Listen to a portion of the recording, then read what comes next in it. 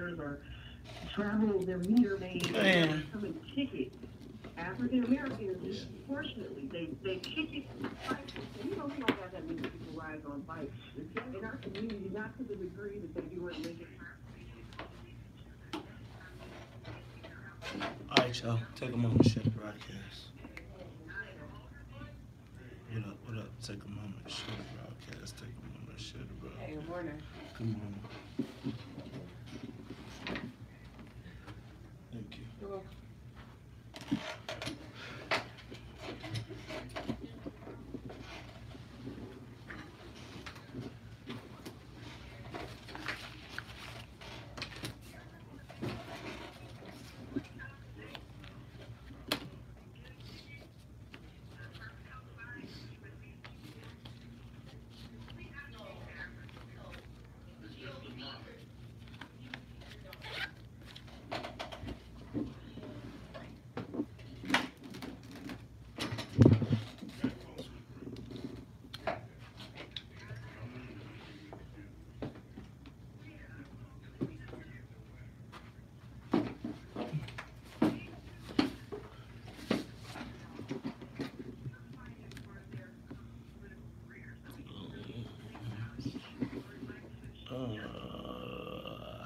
Take a moment, share.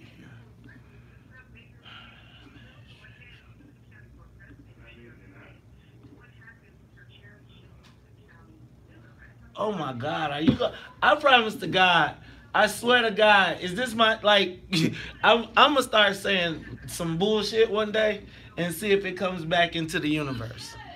I'm gonna just be like, you know what, and da da da da da da da da, and then it's, yeah, and then see it, then I'll be like, where did that come from? Oh my God.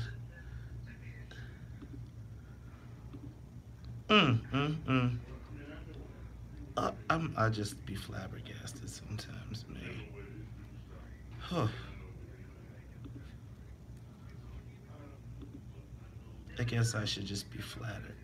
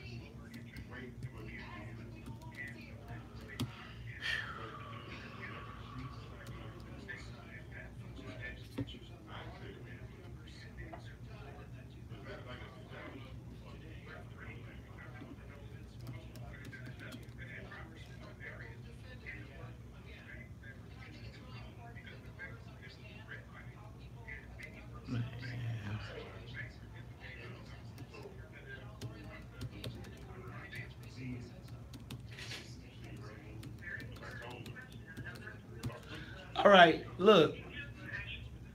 Yeah. You know what? I'm gonna have a nervous breakdown.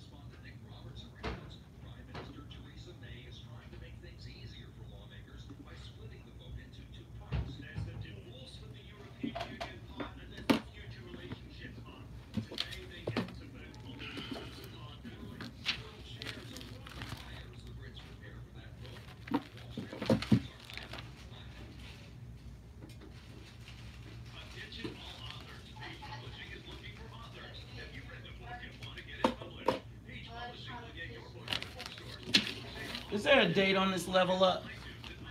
Do we have dates? It doesn't, the level up thing? Is it just ongoing?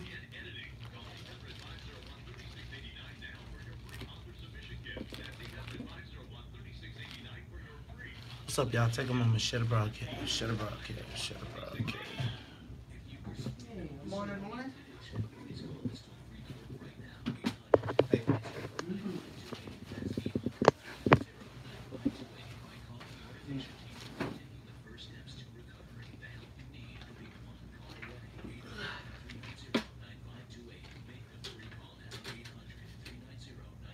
Pretty much what you'd expect. Yeah. Yeah. Big article.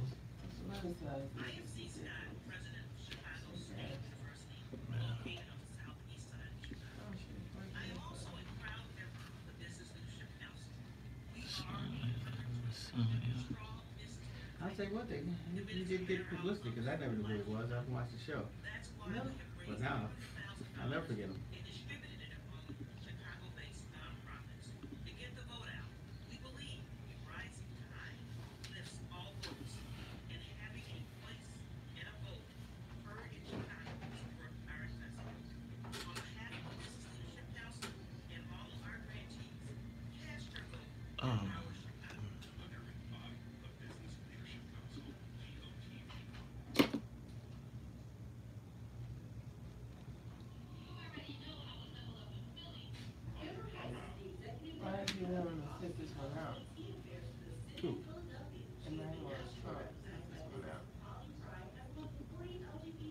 Oh, I think you mean he's talking about Conley, right? Oh, he's talking about the feds, right? Why would Trump send the feds in on a silly case like this? I mean, it's the same reason why they didn't do anything. True that. Whatever he's really doing, I ain't paying attention to this, but I can fucking too much. No, you're right. Whatever he's really gonna do, this is a perfect distraction. What's up, y'all? Take a moment, share the broadcast. What up, Sister Africa? What up, It also might be Mr. Cross? a good way to What rally up, the brain? racist troops. Oh, yeah, this is different. Yeah, it's all about each other. He lives for opportunity.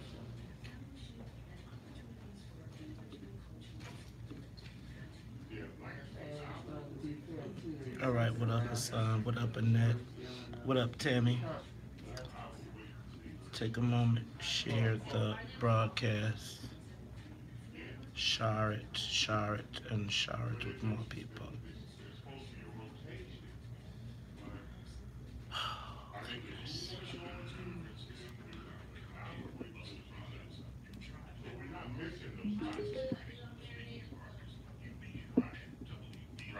My name is Sheldon Watts, Bolingbrook Village trustee and candidate in the April 7th. What up, Sheldon? I hope that shout out to the crib. Transparency and protecting the investment in our infrastructure. It is Look at critical that. If you're in Bolingbrook, check out my man, Sheldon Watts. Oh, is that why that's your guy? He's from Bolingbrook. attracting world-class businesses and He jobs advertised. and maintaining a Hey, no, he's all first-class right with me. infrastructure. Go to Boston, He advertised. Carpenzano, Hey, man, you need to stop saying everybody else's damn name. first party for Bolingbrook. Did he say your name?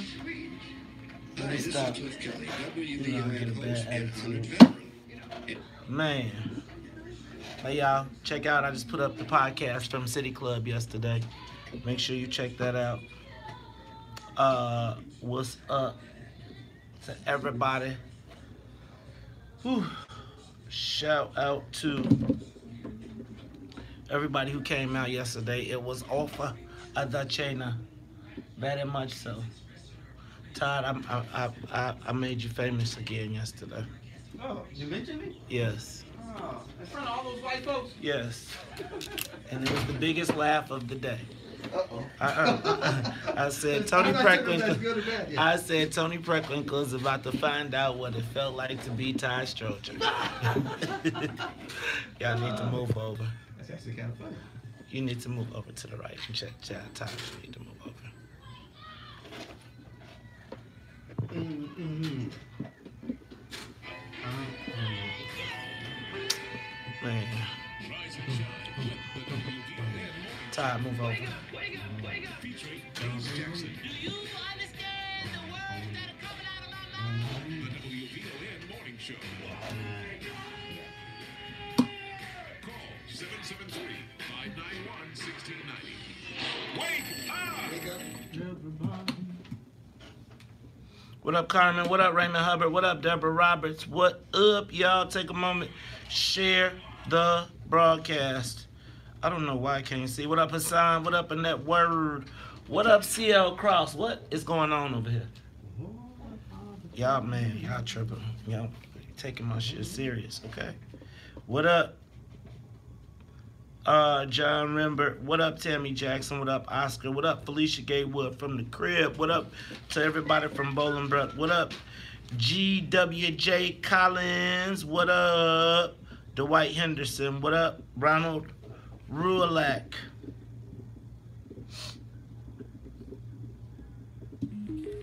All right, let's do it.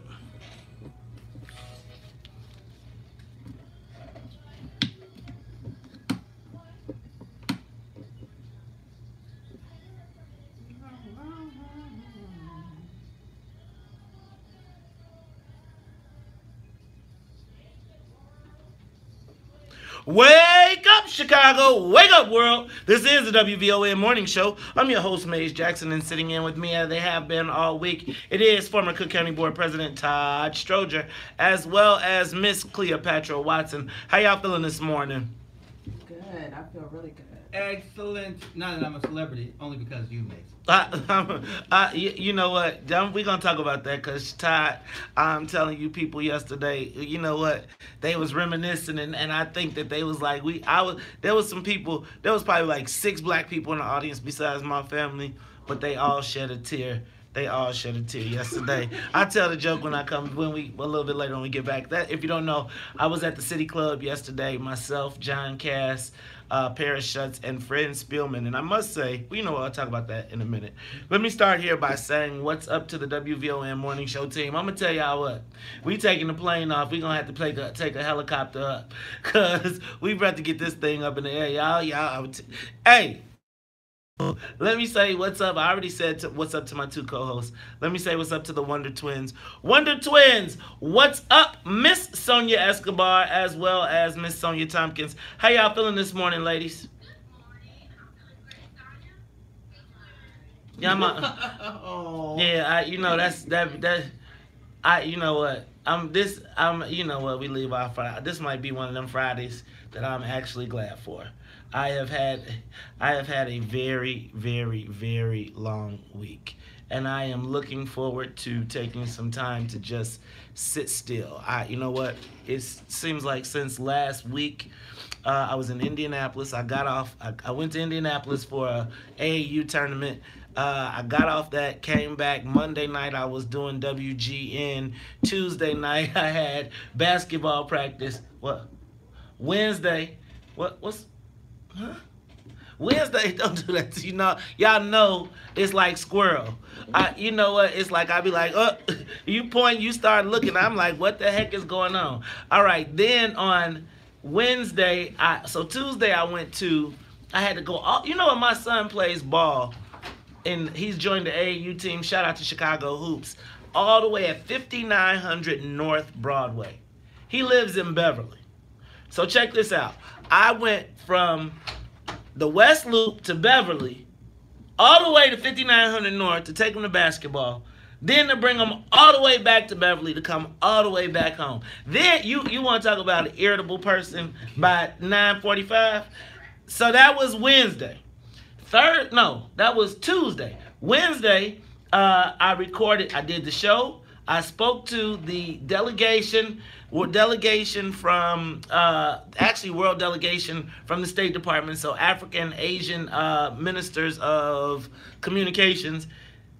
Left there, taped uncomfortable conversations, then came to the final debate. Thursday, taped my Flannery, which will come on. So check it out. Fired Up with Flannery is tonight, tomorrow night, as well as Sunday. I've only been saying one one broadcast, but it comes on. You know, I count the one on Sunday morning the most because I feel like I made it on Sunday. You know, I watch that right before I watch Meet the Press, and I'm like, it's just a channel away before I'm doing national punditry. And then, so I did all of that on, what was that? That was Thursday. No, that was Wednesday. Thursday I was taping Flannery, and then I appeared at the City Club yesterday.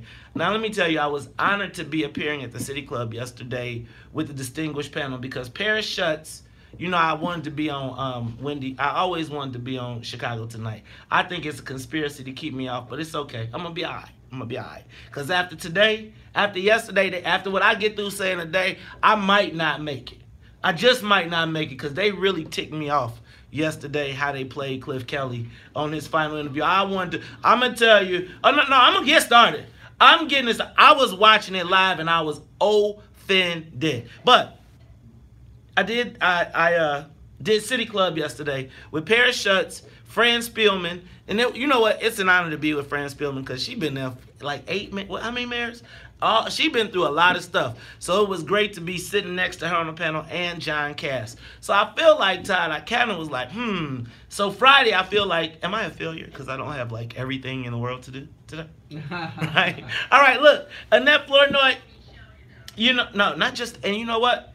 It's funny because once you start doing the morning show, that counts as like, that's like baseline. So it's almost like you don't even, I'm not going to say you don't count the morning show, but it's like now I'm starting to say if I'm not stacked on top of that, then I'm not doing what I'm supposed to be doing. But I'm going to tell y'all what.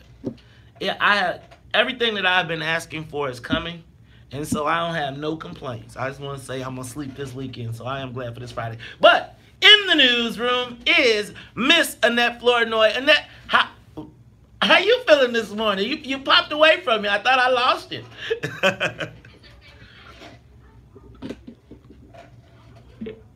my favorite day of the week. Friday. I know, right? Let's all exhale. Take a deep Okay, y'all. So check that out. That means that the whole crew is here. Let's get this thing up in the air. Let's get to 50,000 feet. It is the WVON morning show. Y'all, front page of the newspaper, Jussie Smollett, they are now trying to enforce a city ordinance that would require him to pay back $130,000. Petty or nah? What y'all think?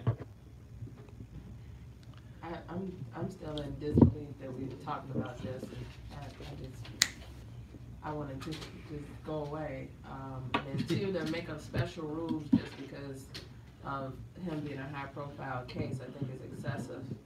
And I'm quite irritated and offended because they can be actually focusing their energy on some real lives that we've lost in a matter of a week to a year to just the case in a decade of the city of Chicago. So I want them to cast their energy into what matters. All right, Todd, your thoughts? No, it's not a new ordinance. It's an ordinance that's been on the books. I don't have all the details. Yeah, they don't think they've enforced. I think, look at you, Sonia. Go ahead. Look, she done got the bug. Go ahead, Todd. I don't know. I think, yeah, I mean, I don't know if this is overkill. Let the state's attorney do their job. Let the police do their job. They did what they did, and let's keep going. I don't want to talk about it anymore. I've had enough. Oh, well, you get what? Guess what? We're going to talk about it some more. So I'm sorry that you've had enough, but we have to talk about this. We'll talk about it a little bit more because it is going to be the social media question of the day. But with it being the front page of every store, every paper, I wanted to bring it up. The press has started the Kim Foxx countdown. Yes. They have begun. It has ticked. I mean, you are now seeing the flow of information. Sometimes already said, sometimes the Tribune, they did an infamous Todd, which is they said that it is now, she should be fired. So don't be surprised if there's a page somewhere dedicated to it. Black folks, I'm going to keep you up to date on what's happening so you don't miss out and you don't sleep, so that when it comes back around, we understand what's happening. Because, y'all, it is officially on and popping for Kim Foxx. And when I saw the president having his outburst yesterday, and I'm going to tell y'all what, your boy Ron, he really kicked it off. right? Because he gave the president a window. And I think when I really believe that he gave the president a window. Now, the FOP did, and now Rhyme is trying to tell the president to stay out. But you just went on international TV talking about, I told y'all this thing was going to have bad consequences. We're going to talk about it all, plus much more. We got people coming in. I think Will Calloway might be stopping by today. We're going to do all of that today. It's Talk Chicago 1690. We'll be back. Oh, my God. Oh my God. This y'all may not understand this intellectual radio shirt, but I'm here to tell y'all this is where it all began. Wait a minute. Why don't we do something different? Yeah, or you should. Yeah. You're welcome. That's what's weird about okay. Yeah. Why don't you reach? I don't want to get in trouble. Friday. This is me too. I don't want to have no trouble. No, I mean either. You can be like, yeah, right away. I'm too old for trouble. I didn't know trouble I had. It really doesn't, because I know some old people who are like, damn, you should be in trouble.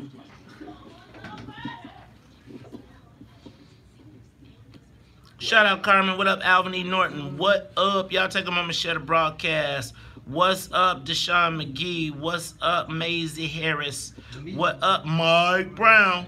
What up, Principal Elena Moore? What up, Rory Boone? Shout out. What up, Mike Brown? What up, James Matthews Jr.? Johnny Medley, thank you for the texts and emails. I did know that it came on. I didn't know it came on 3 times. I thought it came on twice. But I always promote the Sunday one because, you know, I feel like special on Sunday morning TV because I be watching my coffee and doing my thing. Shout out to my beautiful and lovely wife, President Carrie Steele. What's up? You know what? Yesterday it was funny because both of us got awards yesterday. And it's like we've been moving so fast, and we was talking about this last night. Both of us have been moving so fast and doing so much, we haven't had the opportunity to really savor like the stuff that's happening. So it's like you got an award on the back seat, I got an award on the back seat, and we just want to go upstairs and go to sleep, right? Like, oh my God. But it has been a whirlwind. What's up? Intellectual radio. Do you think that, in fact, this Justice Smollett, and Kim Fox, they're coming so hard for her because we came so hard for Mayor and Alvarez for Jason? No, actually, Laquan. What I heard is that people feel like we got everything. It's so crazy. No, we do though. I mean, when you think about the spots, so you go lieutenant. Just getting these. I get you, but when you're doing the count, it don't make a difference when you got it. It's who got it. We don't understand the power to prosecute, right? They understand the power to prosecute. So we all around here like, yes, love, peace, love, and happiness. Them was like, give me the opportunity to prosecute. I'm gonna prosecute your ass. And I think that we don't. It's like we don't. One of the best things I heard from Emo Jones was about how we don't. When we have power, we're scared to use it. Yeah. Black people are scared to use the power when they get it. The way I say it is, when white folks get in charge, they get in the joint, it's like, think of it as the VIP. The white people get in charge of the rope at the VIP, they open that mug up, they letting every friend and family they can get in. You put the VIP in front of black people and you tell the black dude to watch the rope, he ain't letting nobody in, he ain't letting his family in, he ain't letting nobody. He want to prove to the white boys how smart he is to keep the black people out. And then once they through with his ass, then they hang him with the same rope that he was keeping black people out with. But alas. $72 a share. See why I get frustrated. My patience is limited.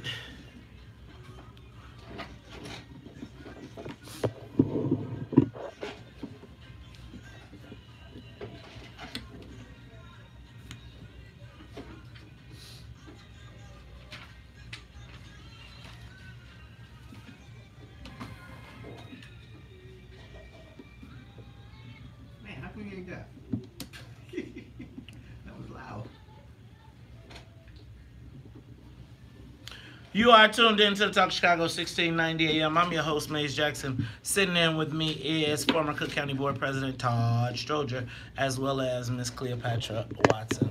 Hey, y'all. Let me point out a couple things that are happening right under our noses. You know what?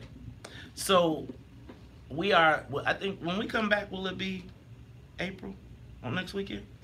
Well, when is April 1st? April 1st is Monday. It's Monday. So when we come back, that's right, y'all. We got to celebrate Sonya. So you know what? Dang. Check this out. So on April 1st, oh, dang, I just lost. Oh, April 1st means that it will be approximately 60 days until the Illinois General Assembly ends. Not exactly. But in that, you have two major things that are on the boards, and I just am concerned that we are about to get slapped again. So we know that cannabis, J.B. Pritzker has built his budget around it, so they're going to jam through cannabis, recreational cannabis, by the 31st of the year. They got a supermajority, so they're going to get it done. They're going to put it together. And then I was watching Chicago Tonight. So before I torch Chicago Tonight, I was watching Chicago Tonight because it's one of the things I do every night. I was watching the legislation on sports betting and the multiple billions of dollars that will be made on the sports betting in Illinois. And that's part of J.B. Pritzker projects about $300 million of his budget coming from that. Right? So, who are the black people? Who are the black people? And not the old black people. Who are the new emerging black people that will be participating in these industries? Because here's what we're going to do. I saw all white lobbyists. Shout out to my man L-Dub. I saw you on camera. Larry Lust out there doing his thing. Man, wear a tie, man. Respect the institution, but my man Larry Lust, I saw him in the mix. But I was watching it, and one of the things that is always disconcerting for me, Todd, is when I don't see a lot of black lobbyists. Because when you don't see black lobbyists, then that means that black people aren't in the deal. Not only are they not in the deal, they don't have an avenue where someone, basically feeds them information. Right. So by the time it happens, it's done. It's over. It's done. And then what we find out is, and then the way it works is the Black Caucus be like, well, we'll threaten to say no to this bill. We won't vote for it if we don't get something. Instead of after it's already done. After the pie is baked. Yes. So I am sure that there is probably some smart black guy somewhere that's already plugged, that's connected, that's probably gonna get something. But this is one of those opportunities where our generation needs to step up. We need to be asking. We have a significant amount of legislators in Springfield that are in this age group, the Generation X's and Generation Y's. And I believe that it is time for Generation X and Generation Y to assume their birthrights. So I want to just make sure that for the legislators that are listening, we need to be really thinking about who's up next. If we are not thinking about who's up next right now, you see this is how we are in the situation that we're in right now with this mayor's race, because we didn't have a plan. And now we're about to see a full-on onslaught against our team. So I just wanted to point that out. Cliff, you know what I was talking about, though? I was watching Chicago Tonight last night. And they, today, first of all, much love and respect to the governor of talk radio, Cliff Kelly, whose last weekday show is today from 3 to 6. And he has been doing his thing for over 25 years. That's a quarter of a century. That's a long time. And in a quarter of a century, he has, he was like, one of his favorite things was that when at one point, Barack Obama used to sit in for him when he would take his vacations. Like, come on, lightweight. When he was a state senator, he'd say, lightweight, come on, sit in for me. And now look, he's the president. But, and I love Chicago Tonight. I really do. I watch it faithfully every night. Like most of the times, unless like Carrie and I come home, we feel like we have to watch it. It's actually funny because I remember reading an interview from your dad, and he said that one of the things he had to do all the time was watch Chicago Tonight. It was like, it is the consummate insider's view of Chicago. I used to watch it pretty faithfully myself until They started cooking you. Yeah, then I was like, I cannot watch this anymore. After I started dealing with the characters, then I couldn't do it anymore. But I still knew that, man, I should be watching it because something important is probably going to be on. And they always get the most important stuff, right? It's like they only tell a few people, but they get the important stuff. So I was watching yesterday, but let me just tell you, I was beyond offended at how they played our governor, one of the vocal spokespeople of the black community, and I think that Chicago Tonight. I know I know y'all already don't like me. That's fine, but I really don't care. The issue though yesterday and how Cliff Kelly was treated was completely disrespectful. Completely. There was no reason for them to spend with such a limited amount of time on what could be considered one of the lowest points in his career. For all the good that man has done, previous and post some of the challenges that he faced, I just thought it was a travesty for Paris to spend that much time of limited time. It wasn't like they gave him a half hour and they spent, they gave him 5 minutes and they spent 3 of the 5 minutes on one of the lowest points. And then they tried to drag Arenda Troutman and drag Willie Cochran into his farewell. And I just think that Chicago Tonight, you ought to be ashamed of yourself. I know. It's probably, but that to me, for all that Cliff Kelly has done in this city, and I understand that as a reporter, this wasn't a report. This was a farewell. This was a seal. This is, give me my roses while I'm still here. And you gave him a bunch of thorns. Mm-hmm. That, my friends, was some BS last night. And I'm just here to call you on it, Chicago Tonight, because y'all not going to just be tearing down black icons. Period, point blank. And if you don't like it, you know what you can do? You can tell them May said, because I did. Nah. Look, we'll be back after traffic and news and the weather. We'll talk about the social media question of the day. Ridiculous. That was ridiculous. He had 5 minutes, and they spent 3 of the 5 minutes talking about when he got in trouble. He went to jail for 9 months. I'm not tripping. I understand that when he said, "What did you learn?" I thought that was cool, right? Like it was like because I think that could be inspirational. Part of the reason that I plugged with Alderman Burnett was because of that challenge and me having a challenge like that too. Mm-hmm. So I don't think you have to hide from it. But when the dude is like, okay, you did 3 follow-up questions and then the next one was like, okay, well, what's next? Bye. I was like, that was completely just disrespectful. And I was just on the panel with Paris Schutz earlier that day. Disrespectful. Isn't that how WTCW has done black men forever? I mean, they didn't give Harold Washington any real play. Matter of fact, he got up. He whooped him though. He used to come on there and whoop him. Well, he got up and walked away once. Did he? Yes. They were like, it was like, are you gonna ask me anything? I don't remember what exactly he said, but basically it was, are you gonna ask me anything of any importance? And he got up and left. I almost left my last one. Carol Marine was asking me the same stupid questions they've been asking. Carol Marine was on TTW during that time? No, I'm talking about me now.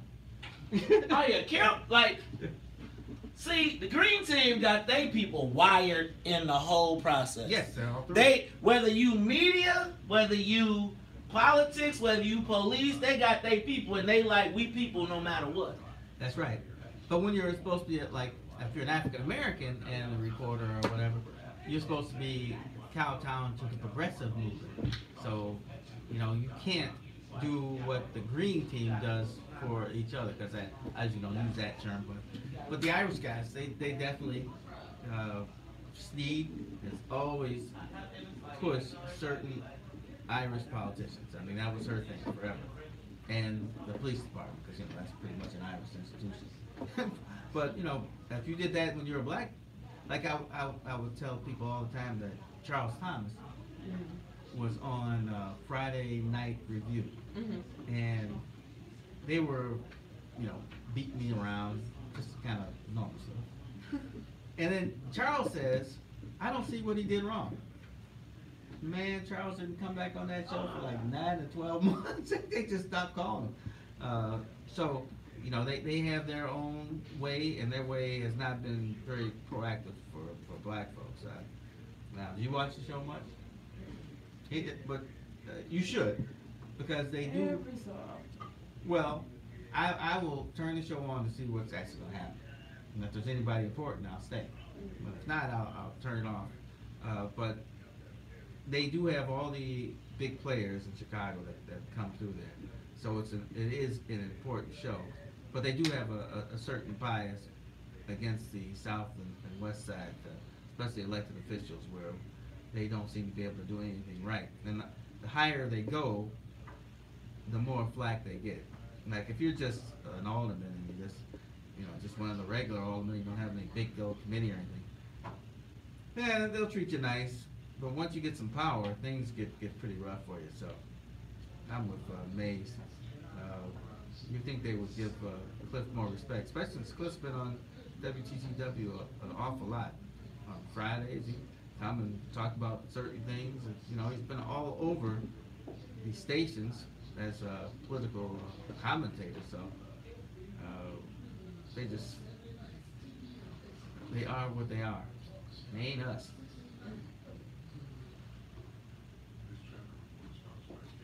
And people think theatrics is what sells. Good stories don't sell. Shout out to my mentor, Art Norman. He taught me that in terms of always showing an opportunity of something good in the neighborhood. And he has a really strong legacy for doing awesome, cool stuff and making people want to remember the good. Because people always want to take, like you said, the lowest moment and these last, and which is overcasted and overshadows all of what you've done. That's insane. Yeah, but they don't do that for I've never seen them do that for any white people. Sometimes things are black and white. Literally. Speaking of which, if I'd known black and white was the color today, y'all didn't call me. Yeah, I was just hot as hell. I wouldn't care what. What up, Stephen Richardson Sr.? Watching from the Bronx. South Bronx. South Bronx. He's waiting for Otis. Because Otis from Brooklyn. He from Brooklyn and the Bronx. They don't get it down. That's like South Side.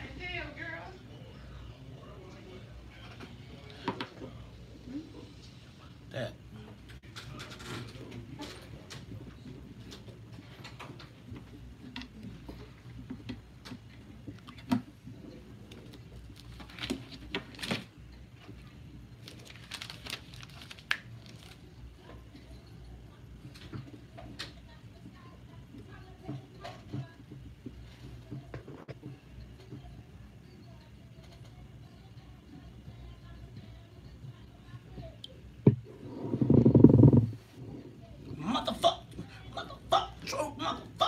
No! Here comes the West Row! Eat! Cheese in!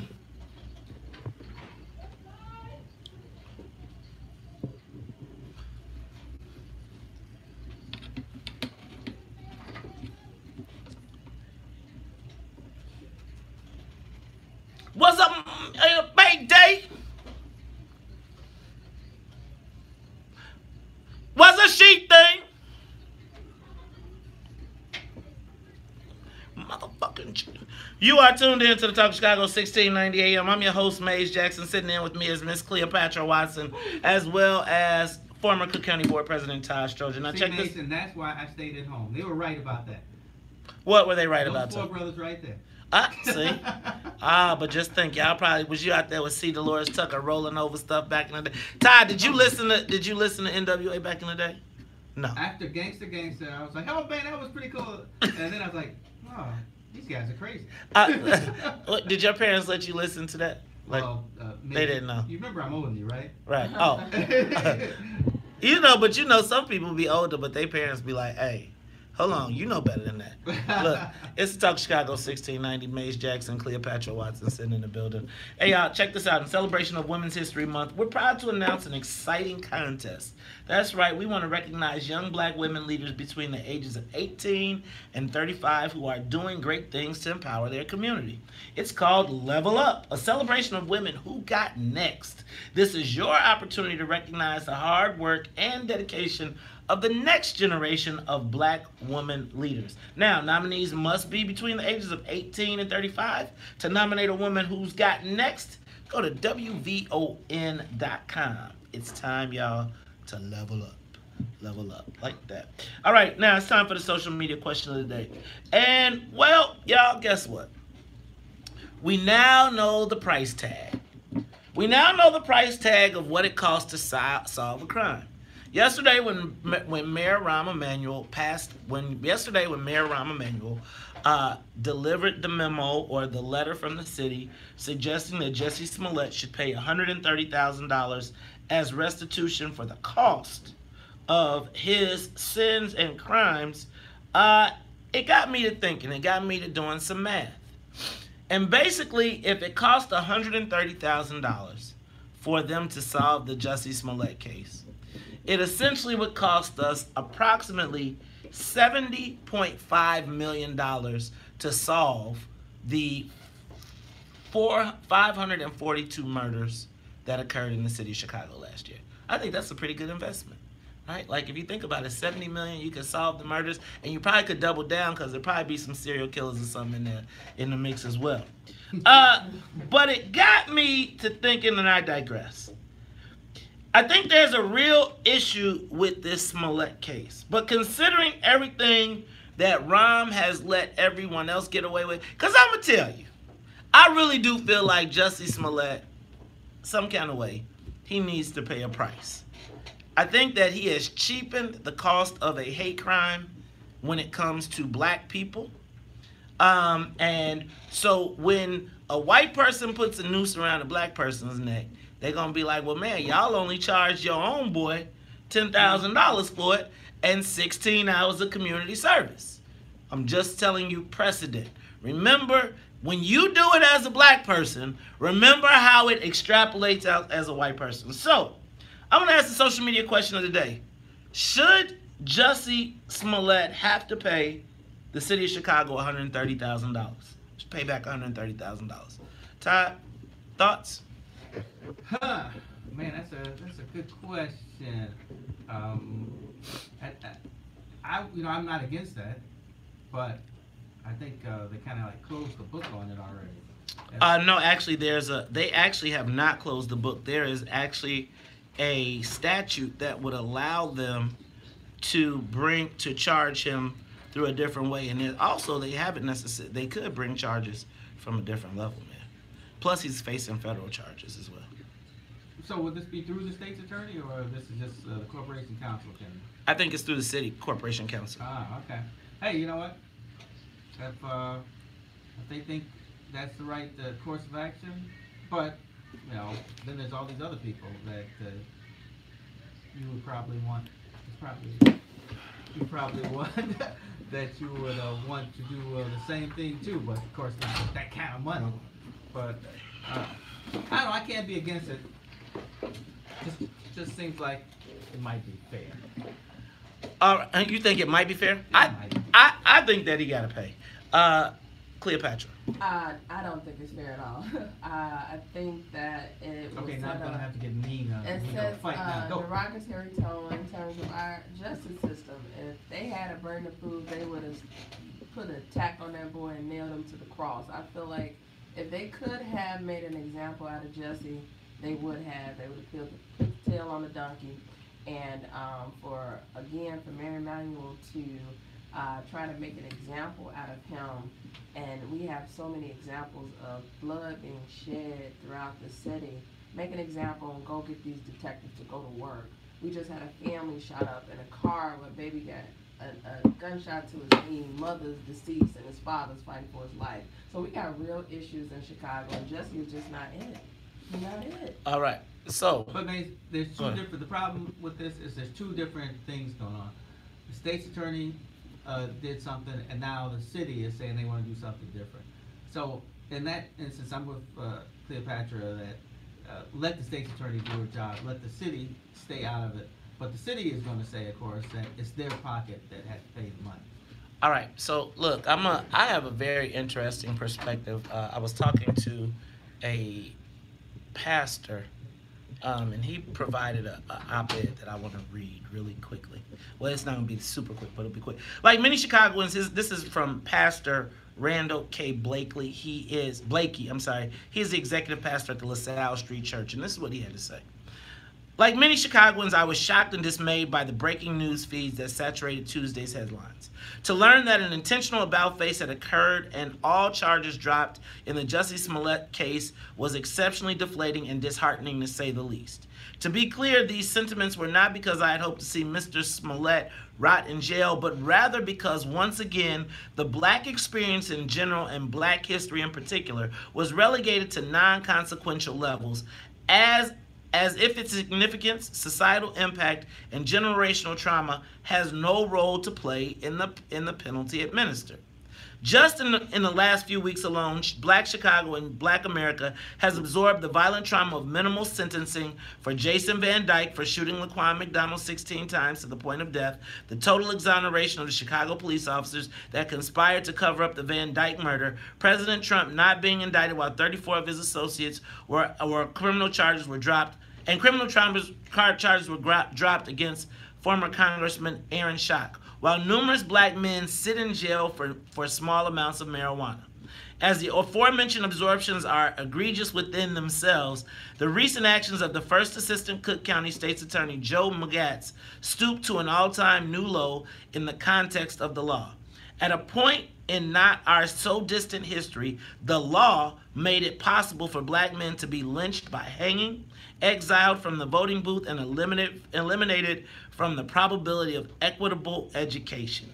Today, in our most recent history, a black male celebrity can allegedly place a lynching noose around his own neck, pay 2 black associates via personal check to stage a hate crime, and splatter bleach and say it was 2 white men screaming MAGA, go on national television furthering the tall tale, be responsible for countless hours of police investigation, get caught lying, pay $10,000 and show up to a local civil rights organization to stuff envelopes and take pictures as a penalty. And all of a sudden, 16 felony charges are dropped by a white first assistant state's attorney in the context of the law. These actions are innate and equivalent to blatant insensitivity and the total disregard of the black experience in black history on the part of Smollett and Magatz. Let me just close this, because it's a little bit more. Blah, blah, blah, blah. This is just a minute description of the trauma synonymous with the lynching noose. For a black man to exploit his pain for alleged personal gains is inexcusable, however forgivable. For the penalty for this behavior to equate to stuffing envelopes and taking pictures at a local civil rights organization strengthens the knot of the noose that remains about the hearts and minds of black people who simply cannot forget. Now, that came from Pastor Randall Blakey.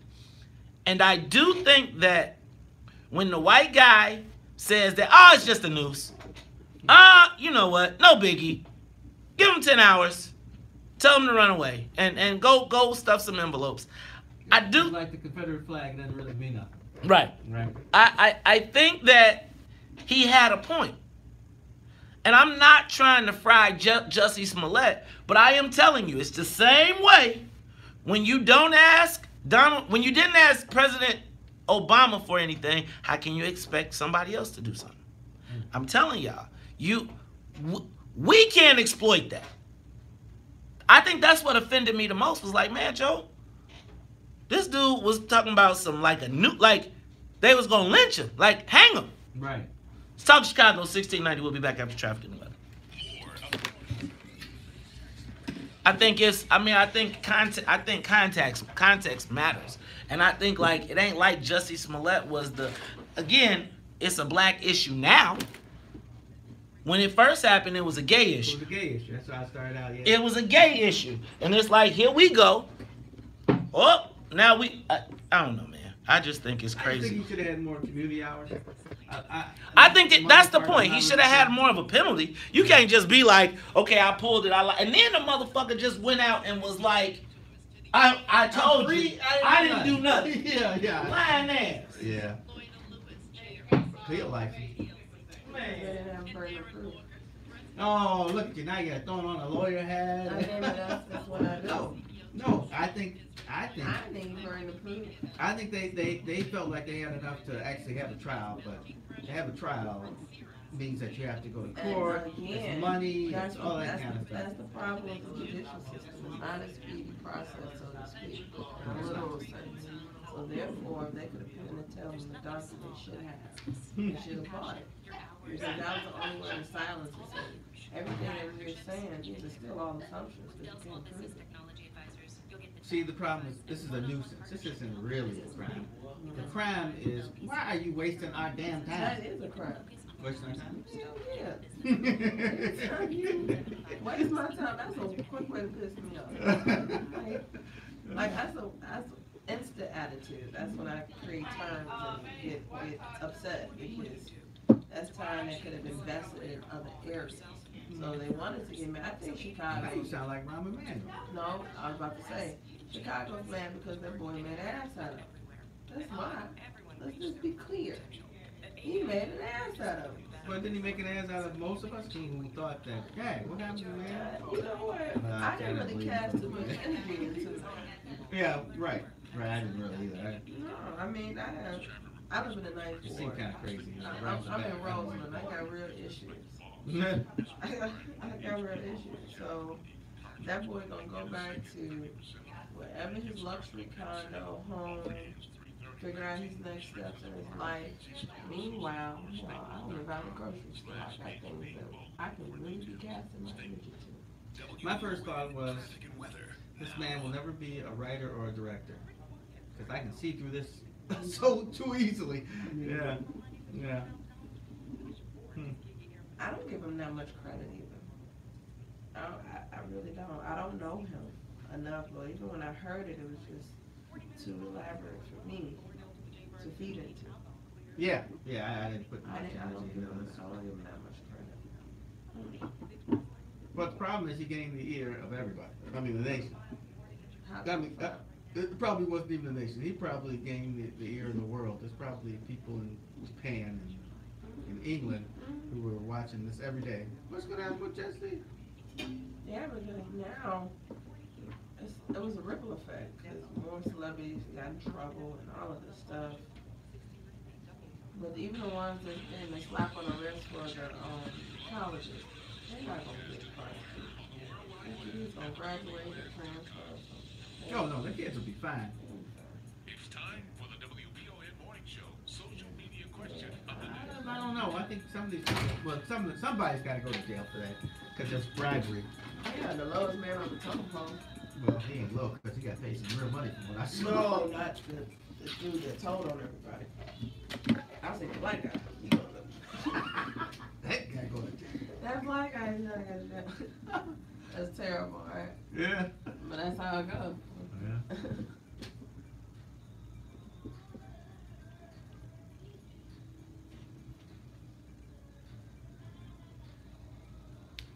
You are tuned into the Talk Chicago 1690 AM. I'm your host, Mace Jackson. Sitting in with me is former Cook County Board President Ty Stroger, as well as Miss Cleopatra Watson. And we are asking the social media question of the day. Should Jussie Smollett have to pay $130,000 to the city of Chicago? Let's go to the phone lines. Let's go to Thurgood. Thurgood, you want to Talk Chicago 1690. What's up, my brother? I haven't talked to you in a minute. Blessings. I listen to you every day just to get a chance to call in. The dynamic crew you have here. I just wanted to reference Dave didn't answer the question, no, but I wanted to reference the example of Commander Byrd and State's Attorney Daly.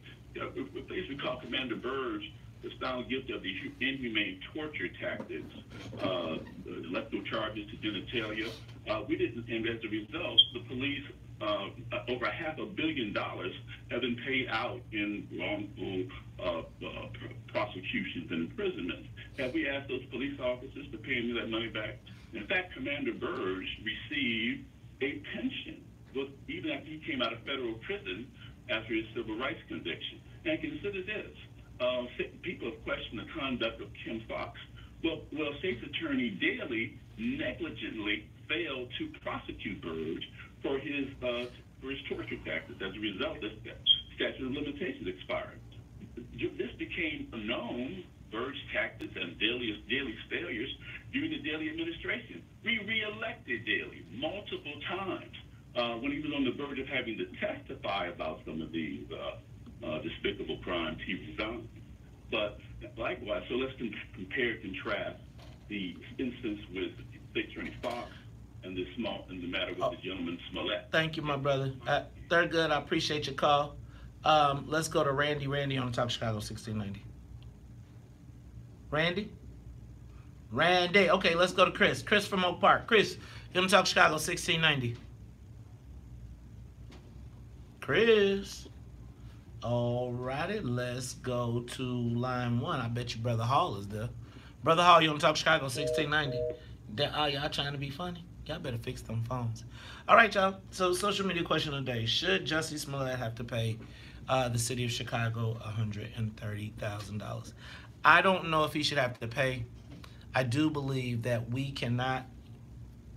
I always say, how does it work when it's applied to the white people? Like, whatever happens, so if the white boy put a noose around somebody's neck and he gets off with 10 hours of community service and pay $10,000, are we gonna be good with that? Yes? No? Well, I like to see him do my favorite analogy. I don't know if this is an analogy, whatever it is. Jim Tillman.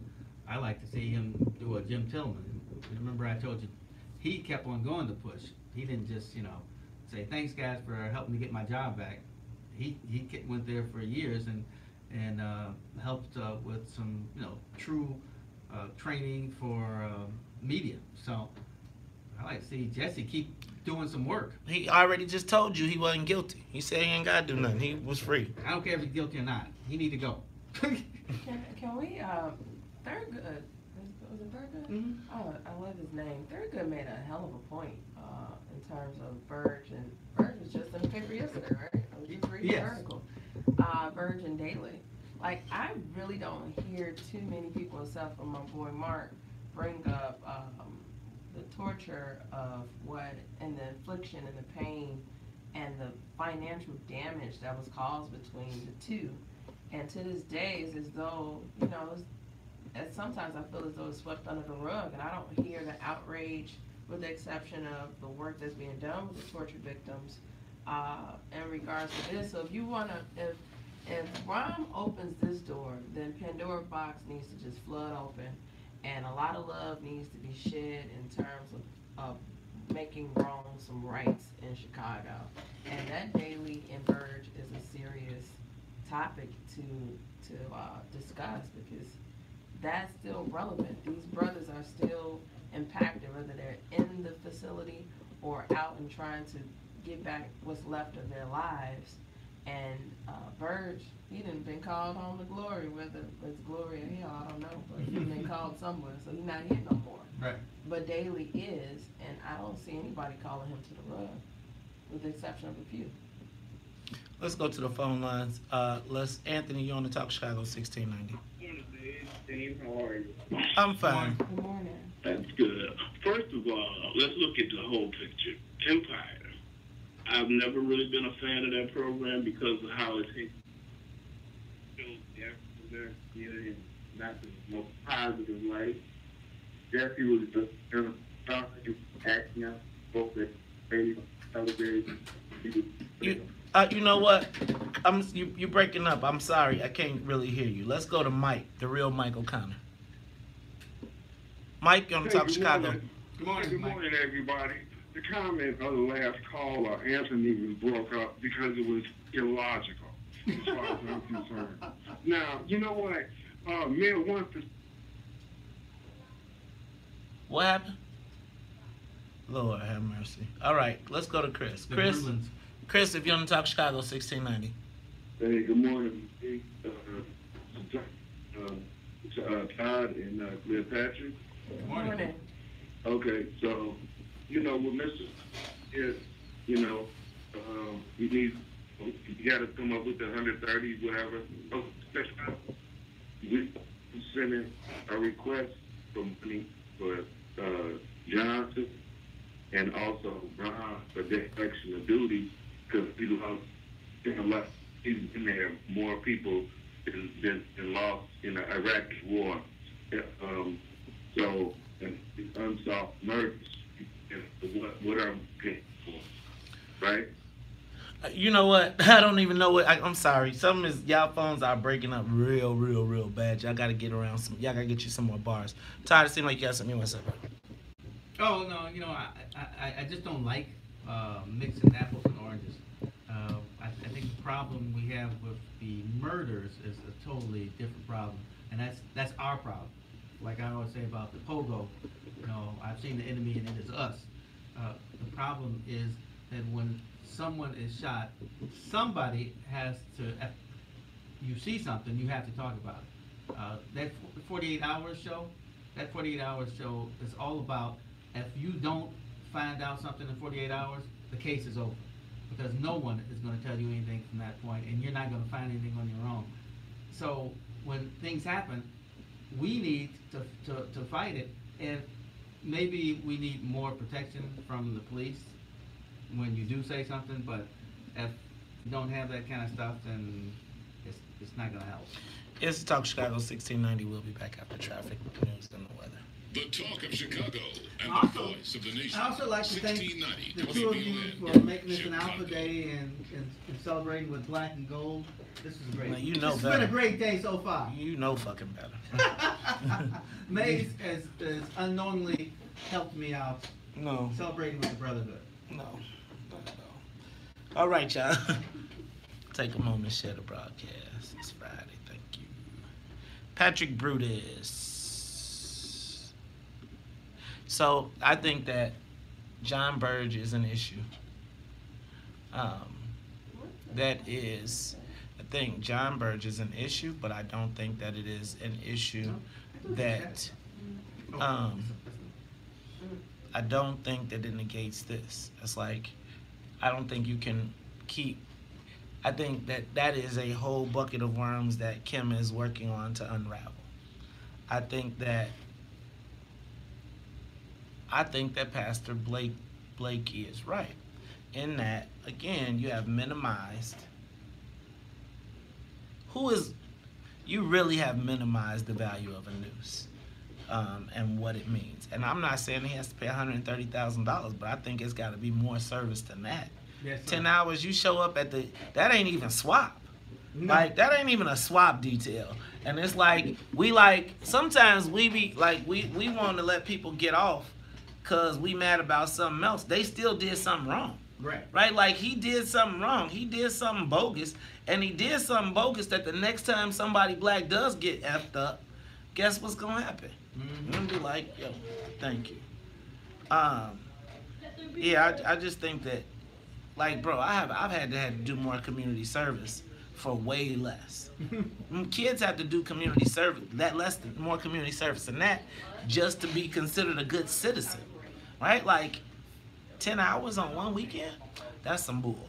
And again, that's all right though, because when only one weekend? He went to push 2 days. Oh man. And did. I'm with you. And it's like, yeah, like, okay, keep on dismissing stupidity. We're gonna dismiss our own stupidity, so that they can dismiss their own intentional actions. Right. That's why I don't like fighting for stupidity. Like,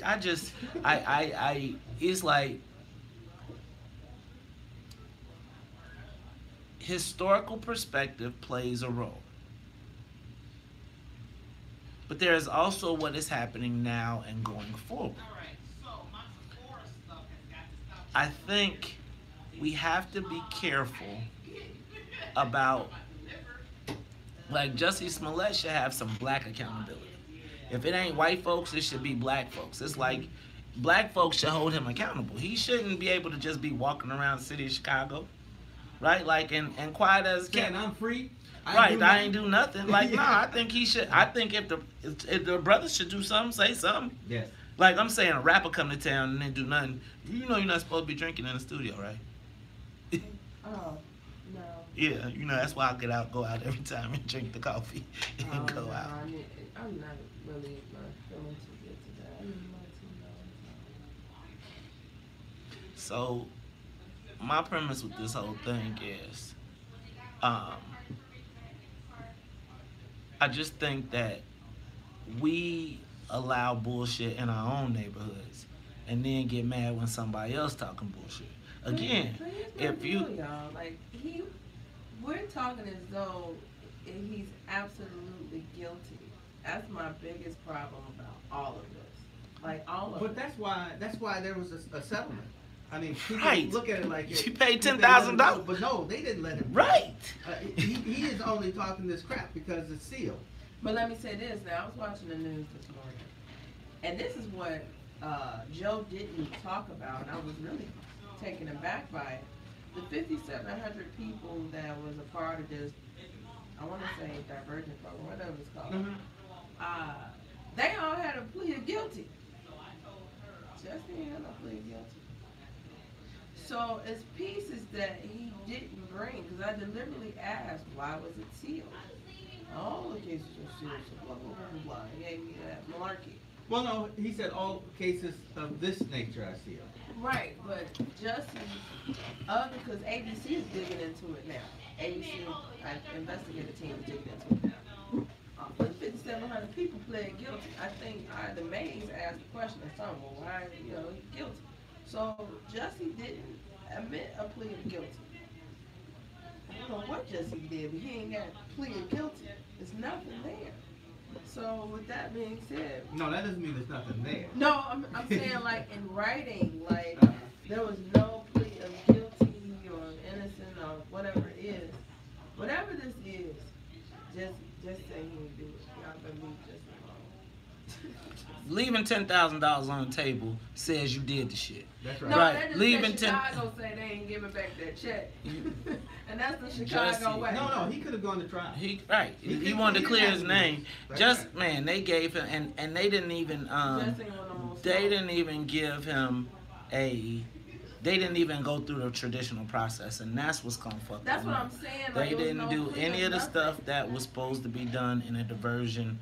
They said you gone, and I keep telling y'all that this was created controversy, but it's like get past Jussie and kill Kim. Go ahead, badasses.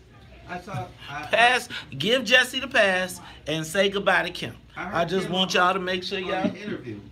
And let me just say, it did not go well. There was two people, and they were all over, and she would say hey, and they'd come back like pop out. So again, need somebody that thinks politically.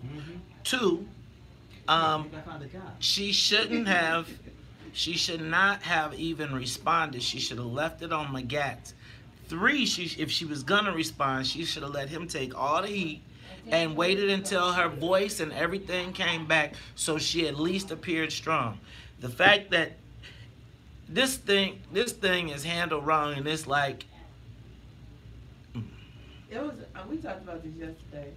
I think that was an emotional reaction for her, and that's where I wanted somebody in her camp to say, Joe's a fallout man. Joe should have. That's exactly right. Joe should have been a fallout man. Joe should have been a poster boy. Joe called the shot. You accused yourself. Have you ever? I didn't. You gotta tell him. If you ever saw Mayor Daley's regime, people would fall on their swords left and right. They were always right, but they fall on their swords and they knew they were straight. Yeah, they knew you could fall on your sword and you could go somewhere else. Go right over go to the water department. Go be a consultant. Yeah. Can you close that so that the volume doesn't come through? She said she turned it Okay. down. Hey, my son. Word up. Word up. Word up. Word up. He said it's falling left and right on the store, huh? Yep. All the time. I mean, but that's what, when you're in a position of influence and power, that's the nature of the hierarchy, right? That's right. So Joe should have been a poster boy. But Should she have. responded, it was personal to her. She took what Emmanuel did too personally. And I was like, no, sir. I told her from my nap, like, no. Why are you doing this? Please, Kim, stop. That's what I learned. You can't be emotional. No. That was a jab. You are tuned in to the Talk of Chicago 1690 AM. I'm your host, Maze Jackson. Sitting in with me is former Cook County Board President Todd Stroger, as well as I got Cleopatra Watson in the building. Gotta say what's up to Annette Flournoy in the newsroom, as well as the Wonder Twins, Miss Sonia Escobar and Sonia Tompkins. Y'all, it is the 7 o'clock hour, so I try to say what's up to everybody. We are talking about the Jussie. Well, you know what? I want to move on from Jussie Smollett. I want to move into kind of the mayor's race. I want to talk about Kim's race, Kim Foxx, as it relates to what's going on in our political moving forward. And I'm gonna go backwards. I'm gonna take us back in time to a little bit over 4 years ago.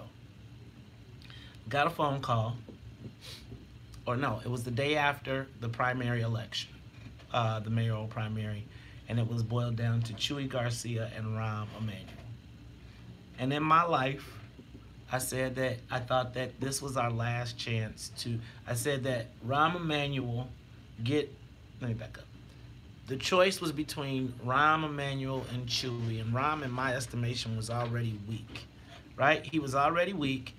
And so my suggestion was that we vote for Rahm, knowing that he was weak, knowing that he had already said he wasn't going to run for a third term, and we had the opportunity to elect a black mayor. I remember saying that, and so I organized a group of black people, black influential people, and we had a meet and greet. We talked issues with Rahm, and then we took a photo, right? And it was like I'm with Rahm, blah, blah, blah, blah, blah. It wasn't like we were like, oh, we're cheerleaders for Rahm, but I think the choice was between Rahm and Chuy, and I said that if Chuy got elected, he would have a longer run in office, and it would put us 8 years out from having another black mayor. Right? At least. And if he did a good job, we might never have the chance for a black mayor. Mm-hmm. And then I said, guys, we should elect him, and then let's spend the next few years organizing. Let's be ready to put a black person in the seat. And every time we would build some momentum, some COINTELPRO agent, somebody would try and find the picture. And I'm a pretty open book. So I don't hide what I did, what I do. I put it out there. There's no hidden posts. I don't take pictures down. If I did it, I lived it. I own it. Mm-hmm. But every time some smart mug, every time there be some momentum built up, you have activists pull up the picture, be like, he was with Rahm, and then people like, see, I told you. So I'd like to take a moment to tell you all to look around. I want to point this out. It's 4 years later, right? Is it 4 years later? It's 4 years later. 4 years later. Rahm's not running, right? You get that one. And we are potentially going to elect, well, not potentially, we will on Tuesday elect a black candidate, right? Can't get around that. Now, that means that essentially, I told you so. Again. But to be right. But yet and still, we have the flies buzzing around, creating disunity, with no real background or knowledge about what they're talking about. So now, here's where we are. We are now about to elect a black mayor that none of the black people chose. Right? Because we were so busy being so politically smart because it was easy to tear something down than build something. Guess what? Because all the, aha, you's a sellout. So you sat your butt out for 4 years. You got no pieces, no parts, and now you're about to do what I told you 4 years was going to happen. But now you're about to elect the white folks, black people. But they still got what they like. They're still going to be able to complain and cry and whine. I mean, you know, some people, it seems like they think that's their job. I just think that it's important, guys, that we get our political house together. I think that we have got to really take some time, do some reading, some understanding. We got to get past the superficial and the surface, because they always get us with the checker move. They always get us with the checker move. And I want to encourage you all right now to start thinking about what is happening, not just now, but now and the future. Right now, what you are watching, right? These plays were scripted a while ago. So somebody said 2 years ago, we think Kim Foxx is vulnerable. And now, right now, what you all are seeing is, now she doesn't, her election, she still has a year and a half to go. Yes. Right? But you see how they're a year and a half, they are doing the TV commercials. The news is doing the TV commercials for them right now. Yes. So I'm going to tell you, on April 4th, when we say it's time to organize, I'm sure that some COINTEL-based, can I encourage y'all to just go through all the pictures on my thing so you can put whatever you want to put out so we can get to moving forward. Because right now, we stagnated last time, and now we are about to be bottoms up. And now everybody's scrambling to talk about, come on, y'all, let's be unified. Well, there ain't no unity right now. Wasn't that what happened 4 years ago? Wasn't there a couple of meetings 2 months before the election was supposed to happen? And same people came to the meeting and blew it up. Yeah. Same people always come, they always blow it up. And then you'd be like, why you don't want to work together? Because I ain't working together on no bull. Right. And can I tell y'all what I'm not doing? I'm not coming up under, if you ain't got no practical, it's like you want me to lead, you want me to follow you off the cliff? Exactly. You want me to follow you off the cliff when you did what you talking about. Mm-hmm. I am saying all of this right now to say, y'all, the world is being realigned as we speak. There will be a political realignment that occurs on April 2nd at 7:01. Unless something drastic happens. But not even if something drastic happens. Either way, you are going to see a whole new world order and the way that we operate in this city. Mm-hmm. What is our plan? How will we fit in it? How do we fit in it? Because now we asking. Because again, you got shamed into putting anybody else on the other team. You sell out. You're not being unified. So we about to sit out for 4 years, or we're going to take who they give us.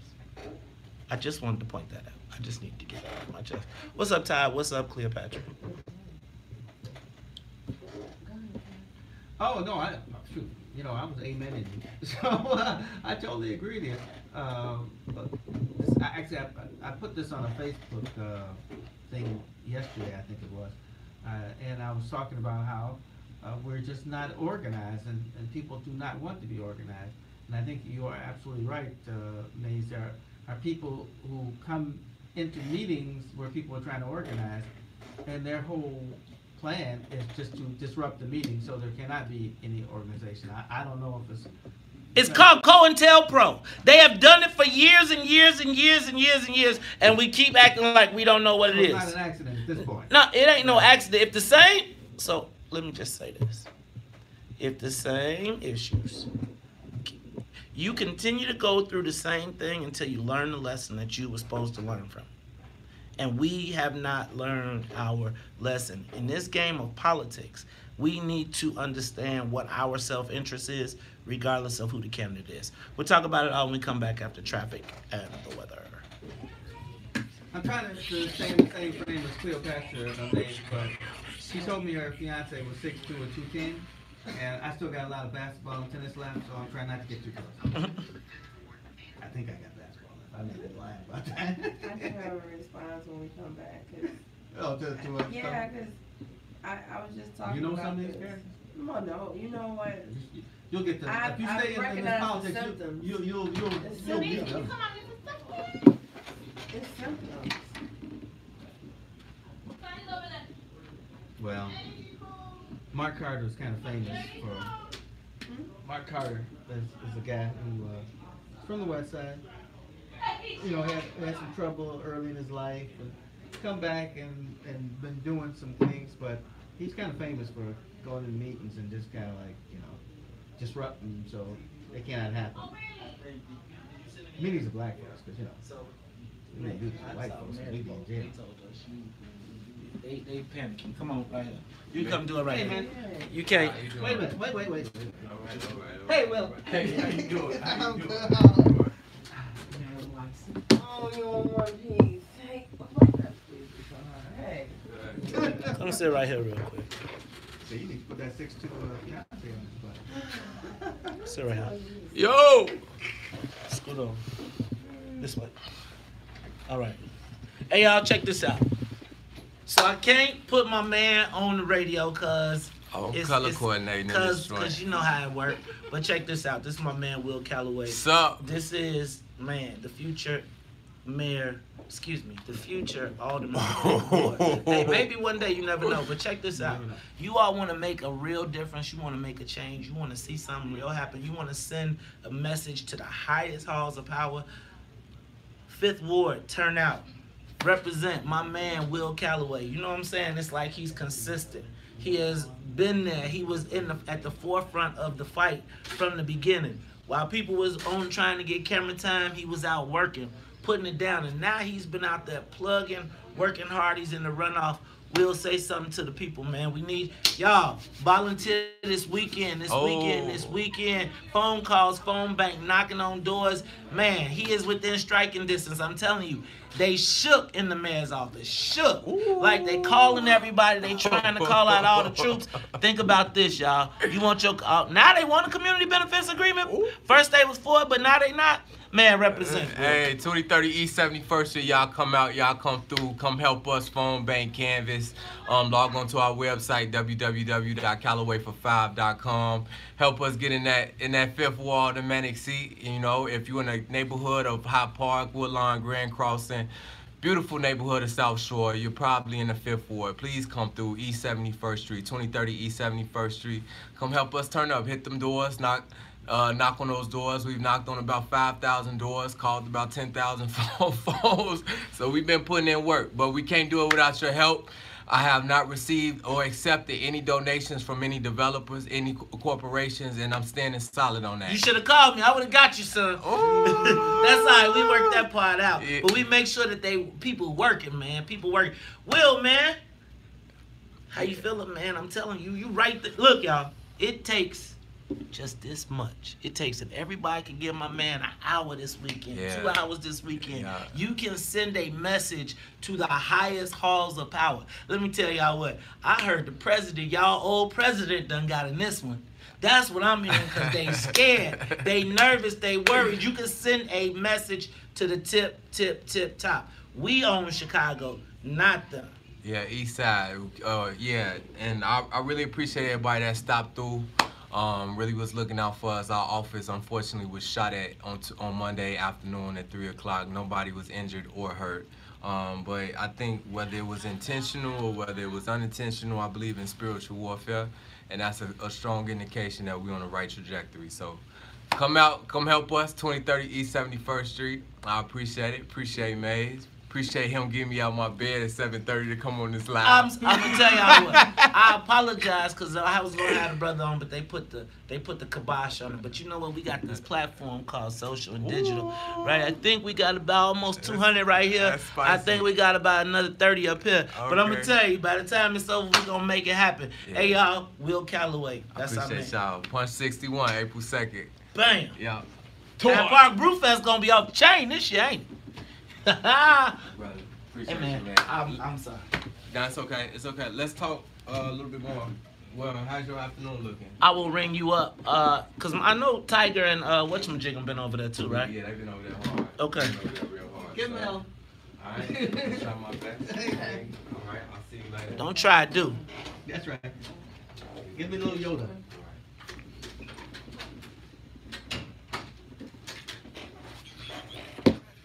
You know, it's the equal time rule. It's the equal time rule. I forgot. I completely forgot about that. But you know what? That's why we got these platforms. See, that's what I'm talking about.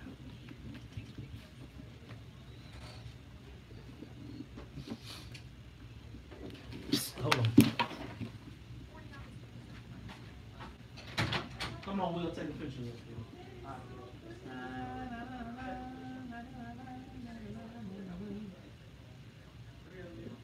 So it's not 6'2", 210? I didn't go less than 200. Yeah, almost 200. Oh, almost got it. Yeah, man, I like the whole black and white color. Everybody on the black and white.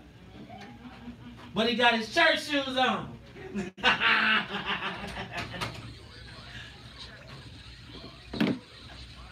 The millennial style.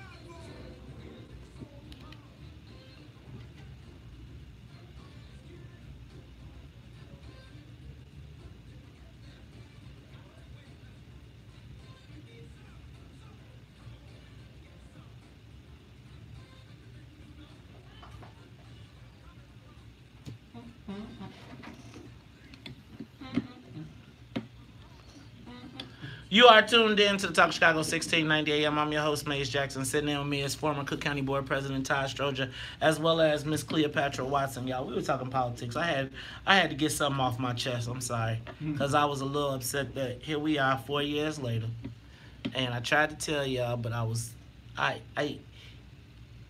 just think that we got to get politically unemotional and politically smart. You know what I learned through life from my dad?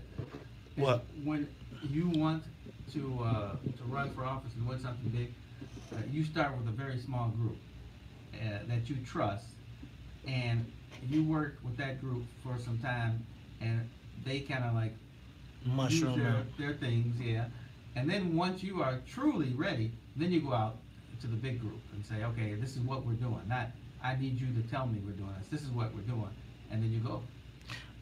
What I was going to say, I learned that that's called your kitchen cabinet, right? So as I was learning how to assemble the kitchen cabinet, you know, it's always a few that does the vast majority of the work anyway.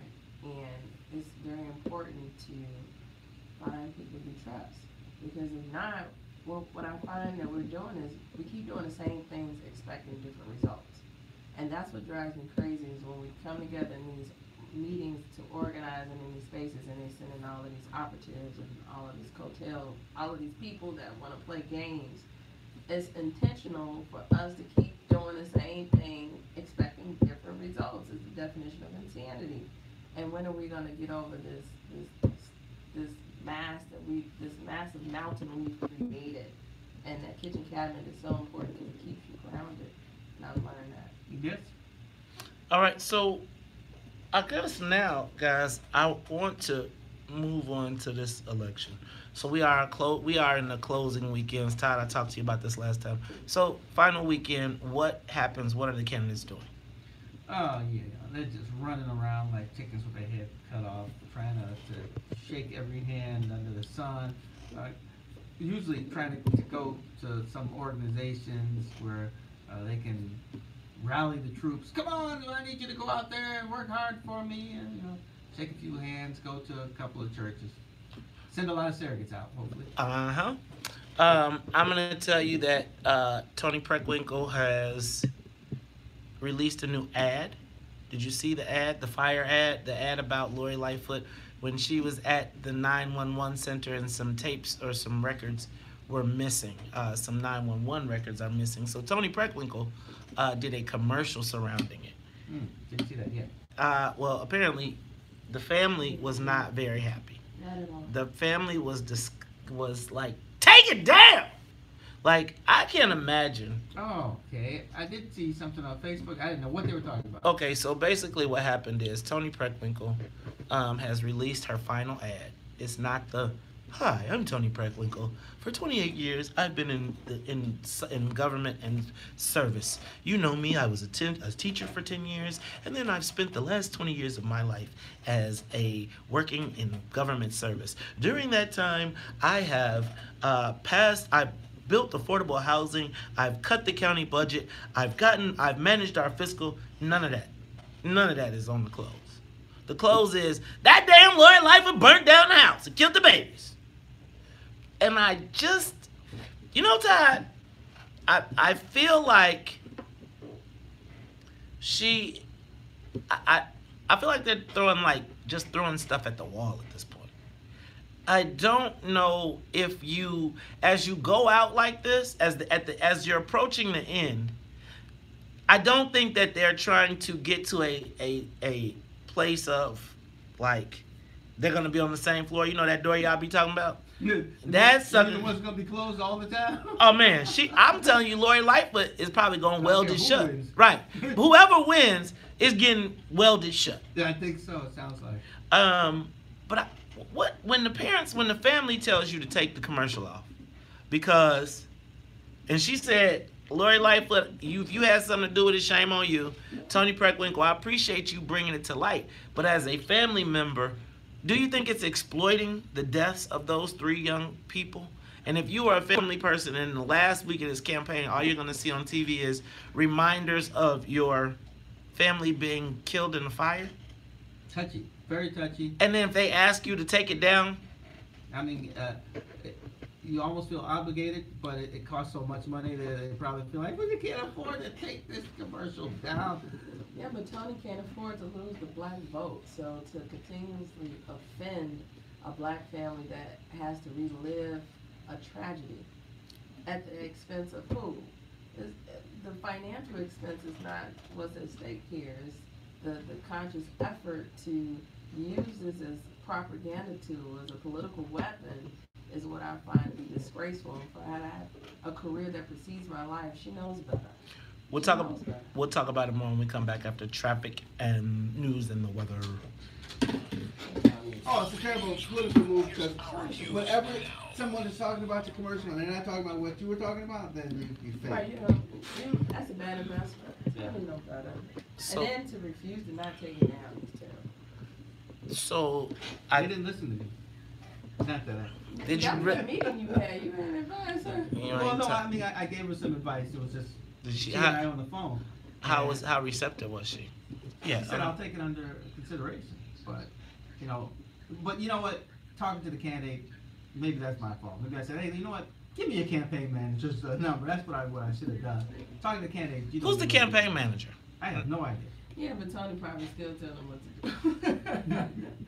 to do. They'll probably make the final call. So we're about to move to, did you see the latest article? You all should have checked out that article in the Tribune. So what you are saying, they have now broken this Tony Preckwinkle, Ed Burke thing. I'm going to tell you like this. I believe that she might be one of the people. She may be one of the people. Did you read the Tribune story? The last line is, today?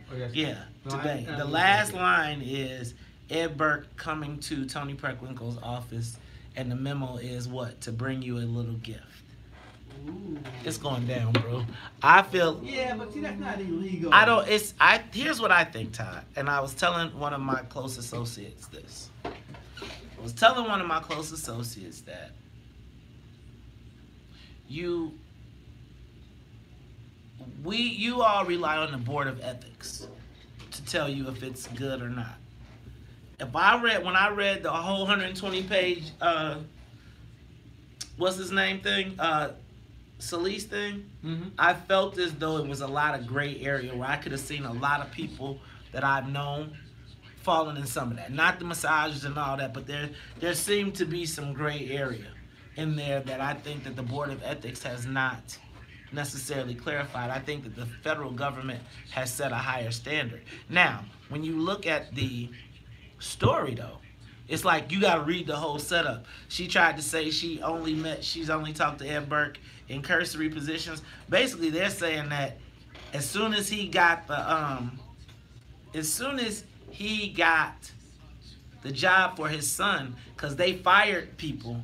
They fired people to put his son in the job, and then immediately following that. That's Shackman. That was Shackman ruling. That is fair. That's because that's political. What? No, not that's the Homeland. Huh? Homeland Security. Yes. So there was a grant, right? A federal grant that This is what I'm saying. If the money that he raised correlates with the transfer of that job, and they fired 2 people who weren't supposed to be in that spot, Joe, they gonna be like, she paid for the job. But see, but you're right. We're in the ethics. This doesn't. You may think it's unethical, but this is exactly what Shackman is about. Shackman is there are certain positions that you hire and fire for political reasons. And I'm saying to you that Shackman is not necessarily the federal government standard. And if you tie directly to, but if you, Shackman is run through the Todd, federal court. are you suggesting that if I get a job, if I come to you and say I will raise for you the equivalent of my son's salary, don't fire him? Is that no? Because for one thing, I don't know who's going to ever say that. You're going to say, look, my son needs a job. I'm going to support you. That's what people say. My son has a job, needs a job. He can do it. He has this background. I'm going to support you, and it's not illegal. But that's the way it's supposed to be. There are certain positions that are to whoever the executive is. So you can buy your Shackman spots. Essentially, you can. No, but I totally agree with you. The feds are trying to change the rules. Because they interviewed me once, and there was too many attorneys in the room, and they started asking me questions about who I knew, and who knows all these people. But in essence, I figured out that they were trying to do exactly what you're saying. They were trying to figure out if they can tie contributions to positions. But in the political sense, if you're on my team, you probably should be contributing to me. Because the only reason you are here is because I am here. We are tied together. Oh no, I agree. To an extent. That was for the rest of you. Okay. Yeah, I mean, I think that people don't understand that part, but I think that they are. When you read that story, I think these are all the setups to. Y'all know the May 3rd is the deadline, right? May 3rd is the deadline for all the indictments to come out. I learned that yesterday at the City Club. So it's getting ready to go down, Joe. It's like it is about to be seismic. I mean. May 3rd? Oh, I don't know. It's probably something in law. You have to, once they start something, they got to do it by a certain something like that. Everything's got some kind of life. If you don't do it, once you know when to start something, if you don't do it by that time, it's over. That's fair. I thought May 3rd was like some special day. Maybe that was just life. Met with Ann Burke 34 times. Who was? It's just really crazy. 34. Where did Danny Solis go? I don't know. Where did Danny Solis go? He was the king over in this war. Out of the window, staring at her son. She just can't touch. If it's any time he's in a jam, she'll be by his side. But I think and realize he hurts her so much. Little Bill was praying, just ain't helping at all. And she can't seem to keep himself out of trouble. So he goes out and he makes his money the best way he knows how.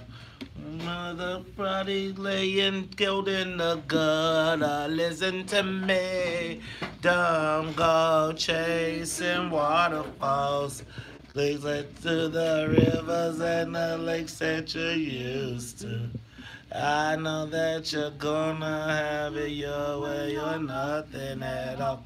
But I think you're moving too fast. Little precious things are natural affection for temptation. You are tuned in to the Talk Chicago 1690 AM. I'm your host, Maze Jackson. Sitting in with me is former Cook County Board President Todd Stroger. I got Cleopatra Watson in the building as well. Hey, y'all. Todd, as I was telling you, the drip has started. The countdown. So they've already begun on Tony Preckwinkle. Well, they went hard on Kim Foxx, and I think that's gonna go. Did you see like the Illinois law, like all like the legal people are now commenting on this thing? But and you saw where they want Kwame Raoul to say something, and he got a little snippy. He wasn't very happy about that. The county board, one of the Republican commissioners wants to call her in front of him. Yeah, this is taking on a life of its own. And I think this is another reason not to like Jesse so much. See, I'm saying, I'm just, I, you know, y'all, but that's all right, cause y'all, while y'all running around here protecting Jesse, give up your girl. Go ahead, like y'all, like this fool has set off a firestorm and then got on TV, but it's all good, cause then we gonna all be trying to save Kim, cause that's our job. Right.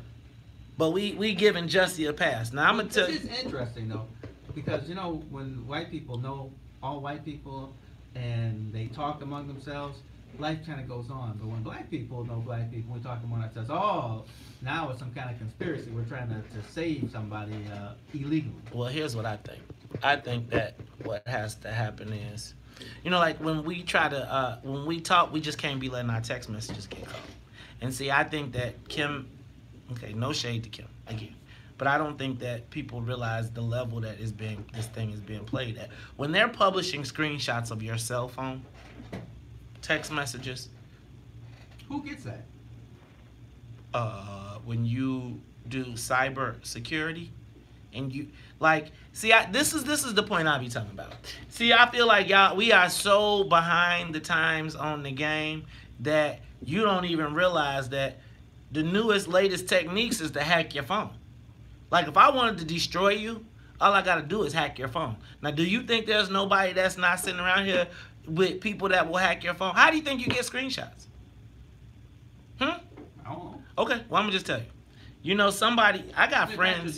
She should have chimed in and said, I know exactly. I got friends in this cyberspace that will not carry their phone without wrapping it in foil. You said tinfoil? Mm-hmm. Do you know that your phone is on, and if somebody gets a controller, they can activate it away from you? Yeah, I knew that part. Okay, so who do you think does that? And if you were a political person and you wanted to win badly, why wouldn't you?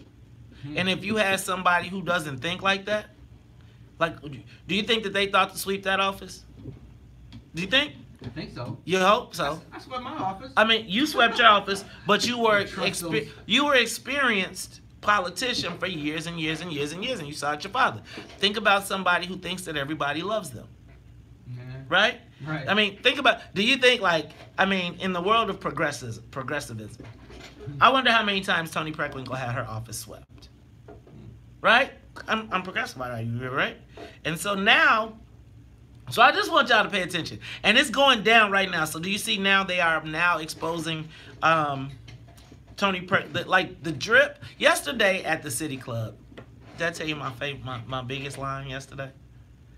They were like, "What do you think happens to Tony Preckwinkle after this election?" Let me just say, at City Club yesterday too, they had already they pretty much done wrote it off. They done wrote it off. The white boys writing checks. They just trying to figure it out. And they asked, "What do you think happens to Tony Preckwinkle after if she gets beat?" And I said, well, part of this election now has to be for her not getting beat by 20 points, 20 or 30 points. 20 or 30 points, and now they're really just not going to have any respect. But I was like, and if she gets beat by 20 points, she is going to know what it feels like to be Todd Stroger. And the whole audience just broke up laughing. Because you know why? Because they knew what I was talking about. Yeah, exactly. They knew exactly. I can still laugh at myself. I don't know if that's a good trait or a bad trait. But also, I saw Capital Facts. Did you see the Capital Facts? It said, the headline was, "I never thought I'd say this, but the Tribune said Todd Stroger is right." I mean, thanks, guys. What is it? 8 years later? Yeah, right. Thanks a lot, guys. I mean, penny saved, penny earned. All right. Well, I'm gonna tell you also. So in the paper, the Tribune is really deflowering Madam Preckwinkle. So now they are talking about Ed Burke's son is spared from Preckwinkle's pop tax layoffs. So check this out. Remember how she said she had to fire 1,500 people after pop tax? Yes. Didn't pass? Well, she basically went through, Ed Burke and her had a conversation when they was going to get the cuts. And so basically, according to the Tribune, or what they're leading me to believe, is that Ed Burke went to meet with her, and actually he met with her over 10 times. And in that process, some kind of way, the money got switched around, and 2 people got fired, and Ed Burke's son got to keep his job. Now, I get that unless I'm the 2 black, I hope them wasn't 2 black people that got fired. Lord help me if it was 2 black people that got fired in Homeland Security and Ed Burke, for Ed Burke's son. But basically, what it shows is that there was a much deeper relationship. Todd, I'm going to tell you that reading this article led me to believe, because they also said that all this correlated with the Ed Burke shakedown of the Burger King person.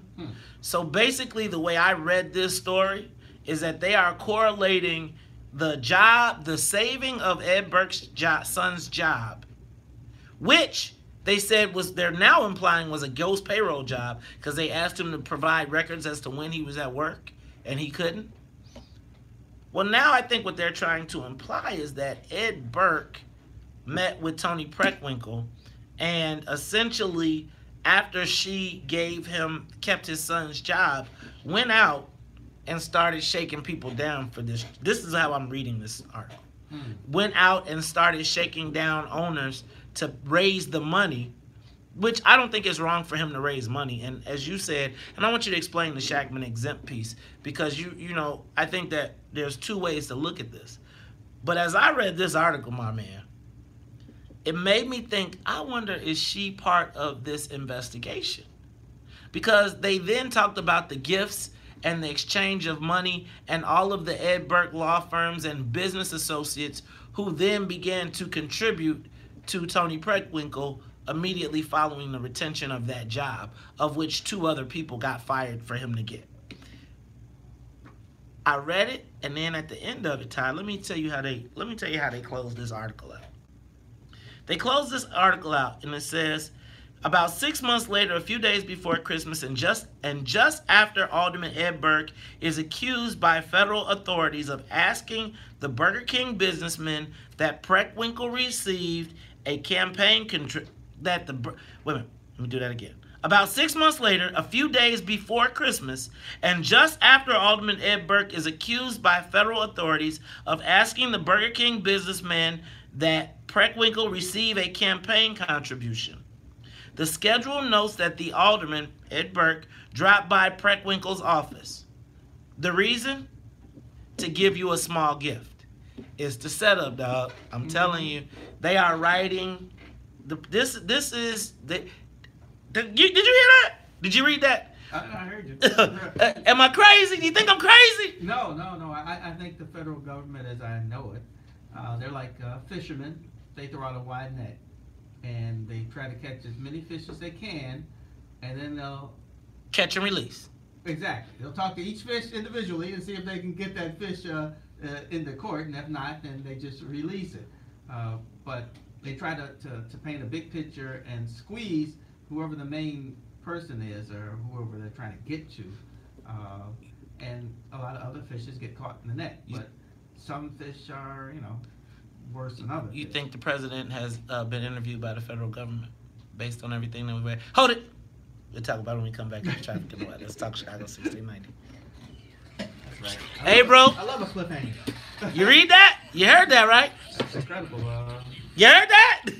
I'm telling you. But it doesn't surprise me because I realized, like I said, when I was talking to the Inspector General about another case, and they were trying to ask me questions about me too at the same time, and I was like, I can't answer these questions anymore. This is throwing me off. But it's like they were just throwing the net out, seeing if they could catch something. Like, hey, maybe we can get something, and after we get finished with him, we'll work on you. But that's the feds for you. Hey, bro. They're looking for trophies. That's a big trophy. And I'm saying, I don't think your girl know how to deal with. She don't know how to deal with not being. I learned how to deal with everything. This is my lawyer. Who was your attorney? My attorney's name is. You don't want to tell it? I forgot. Oh. Nesbitt. His name is Nesbitt. Yeah, he's a good attorney. Gave me some good advice. But at that level, you have to have an attorney because their job is to try to send you to jail. I don't know if you're supposed to be guilty or not, but as they see it, their job is to send you to jail. And if they can get if they can catch the marlin, I mean, they high five each other. This is the greatest thing we ever did. And it doesn't have to be for a lot. But that's what I'm saying. Where is Danny Solis? Like, literally, where is he? Like, Waldo. Like, he just, as long as that came out, he went away real quick and quietly. Well, he had to, because now he's, what they call persona non grata. No one wants him around. In a sense, I'm with the Alderman. In a sense, he stabbed some people in the back. And that is, you and I could be having a conversation, and it could be stupid as hell. But, right, but that doesn't mean we want everybody in the world to hear it. I mean, for 2 years. Yes. I mean, that's a long time to be talking to people who trust you. You got all of them. Like, there's no way everybody's not on that team. Yeah. Yeah. Well, because he is the chairman of the zoning committee, which I say is the second most powerful committee in there because everybody had some kind of zoning issue. So everybody had to talk to him at some point. My alderman is the king of down zoning, so I know they've had multiple. King. Yeah, you might say something about somebody else, but that means you want them to hear it because you got to deal with it. And then a number of them have been in there so long, I'm sure they've grown beyond colleagues to just confidants and friends. Yeah, I feel I can tell you anything. Yep. Yep. That's why he's not around. That's exactly right. Yeah. Danny, I'm looking for you. And as from what our people say, I don't know if they're really our people, but there's going to be about 8 to 10 indictments. Oh, absolutely. That's a lot of people. It is. And I'm excited. And we don't know, but we don't know what the issues are going to be. I guess I can only guess. I guess it's going to be zoning. Absolutely. That's always Man, that's crime within itself. Black wards are so desolate and so deprived. I believe that is a heinous crime to have us live in conditions that aren't conducive. And that's all over, man. Like, honestly. Yeah, but you can go blocks and blocks and blocks where they quote unquote. That's two things. That's white privilege. That's the 1%ers, and it's just white privilege, or fear of the black man. But it's different when black folks are doing it. Well, no, this is what my theory is black people are stuck in this little society. We back. And there's 100 of you, but there's only enough food for 80. So you're fighting over. But the reality of it is, it's enough food for everybody. Everybody can eat. Everybody can eat. Now, Girl, you'll never find is another love as good as this. right now is not. Boy, you better represent. No. Because we're not organized. Cause my love is the bomb, baby, the bomb, baby. I was sitting there examining Keep the social worker telling system. me on the I telephone. guess everybody has to. Yeah, absolutely. And I was in Osaka. Osaka is the sister city of Chicago. Satisfied. I spent time with the alderman. I spent time with the founder of social work. Actions speak louder than words. See you. What do they eat over there? Rice, noodles, seafood. A lot of rice. It's enough for everybody to eat. They taught me the affirmation. We don't have to do this. We're choosing to do this. We're materialistic for one thing. Beyond belief. And it's tragic. But you'll never find another love as good as this. So you better represent. Cause my that's incredible. It's disturbing. You are tuned in to the Talk Chicago 1690 AM. I'm your host, Maze Jackson. Sitting in with me is former Cook County Board President Ty Stroger. They got to fix the screw. I think if you're going to try and fix it, you're not going to be able to fix it right there because it's wobble. But look, y'all, we are... Weebles wobble, but they don't fall down. Right? Remember the Weebles? I used to love the Weebles. They were kind of cool. They were. The Weebles wobble, but they don't fall down. All right, y'all. Let's go to the phone lines. We are talking all types of mayoral politics. Let's go to the Real Mike. Real Mike, you on fire today. This your second call. What's up, man? How you feeling? Mike? I was cut off by mistake, but Mayor 1%, if he wants to charge Milena $130,000 for filing a false police report, why hasn't Mayor? I'll ask y'all, why hasn't Mayor 1% sought to get money from First Ward Alderman Joe Moore, who also filed a false police report that was a hoax? How come he ain't waving around his mouth in front of the press talking about that, trying to get that type of money? Why haven't I, as a property owner here in Chicago, got a refund check that said, I'm sorry, from the mayor and his good buddy, Tony Prattwinkle, for allowing Joe Burrios to rob me in terms of property tax assessment because I got property down in the bungalow wards. Why hasn't there been any type of check there? So this is it's hypocritical and quite frankly, it's racist. And we need to stand up, we need to march, we need to make sure that nobody can touch Kim Foxx or Kwame Raoul. We need to organize and we need to do it outside the camera. And anybody that come in there, they want to act a fool, somebody needs to eliminate them. They need to be found in Lakeshore Drive, as far as in the lake. That's what... man, Mike, dang, Mike, you going there. That's the real Mike O'Connor. It needs to be done. It's too much. We got too much. We have suffered too much as far as economically. Cleopatra was absolutely correct in terms of how she has looked at this. And we really need to take heed. And anybody who disrupts a meeting, because see, I go to those meetings where if you disrupt them based on your balls, you're getting hurt. That's what bags of quarters in a nylon sock is for. I heard that. We need to deal with, and that's my comment. Mike around here talking about what movie Mike watched last night, but he's ready. Man, I was gonna think of cans of pop. All right, let's go to Randy. Randy on the Talk Chicago 1690. Yes, good morning. How are you all? Is that Randy the researcher? What's up, Randy? It is fine. How's your family? Everybody okay? Everybody good, Randy. Give us some knowledge. Yeah, and thank you, and good morning to your co-host. I appreciate much of the information that you all are sharing, and it's good that we engage in these kind of discussions. Except now I concur 100% with Mike O'Connor, who's a decent brother. He's worked for State Representative Connie Howard and done a lot of excellent work in the community. So I have much respect for him, along with the previous callers, and I concur with many of the points that he raised. I think it's important that we should put together a Black Political Action Committee and go after those individuals who very similar to, have something similar to like the pro-Israel PAC, Political Action Committee. As a matter of fact, read his book, The Stealth PAC by Richard Curtis, a former Foreign Service officer. Stealth PAC by Richard Curtis, as well as They Dare to Speak Out by Paul Finley. When you read those works, you see the reason why we have to form these various groups and organizations to protect our interests, which are self-sufficient, self-reliant, and independent. Okay? And I think it's important that we protect our brothers and sisters, especially when you look at what they're doing with Kim Fox. They're targeting her next, as well as Kwame who they punish him. Now they're making us go on an apology tour. You see what I'm saying?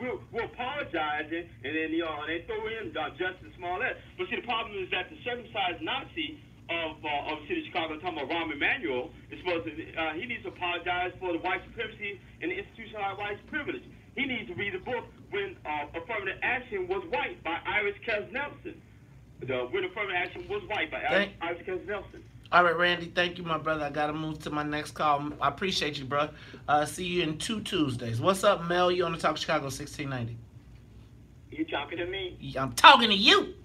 Listen, I've been on this phone for half an hour waiting to give you all some good information. Listen to this. I'm going to tell you about how Ron made away with a big piece of money, government money. During Clinton's administration in the 1990s, Clinton promoted housing and mortgage lending for our community through Fannie Mae, which is a mortgage financing giant. Listen, they did away with government oversight. Now I'm talking about the Clinton administration. Clinton set Rahm over to Fannie Mae, and they all, everybody in Washington, Wall Street, the mortgage lenders, they got a piece of the action. But Rahm went over there and made off with $18 million. You know what, Mel? That is a true story, because he went to go join. Remember, he went over to CHA and he left. Actually, he made that money with Bruce Rauner. It's funny because now it's like they used to be bosom buddies. Used to be my homie, used to be my ace. Now I want to slap the taste. I bet you they still kicking it. I bet Bruce and Rahm are going to meet somewhere in Italy and drink wine together. All right, how much time do I got? Mike, you got 30 seconds. Go. Mike. Well, since you're not there, Mike, I'm going to take this and we're going to go to traffic, news, and the weather. It's the Talk Chicago 1690. The Talk of Chicago and the voice of the nation.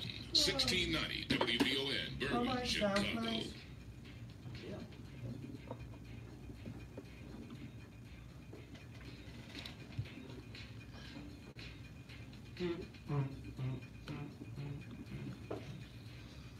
Still celebrating your birthday?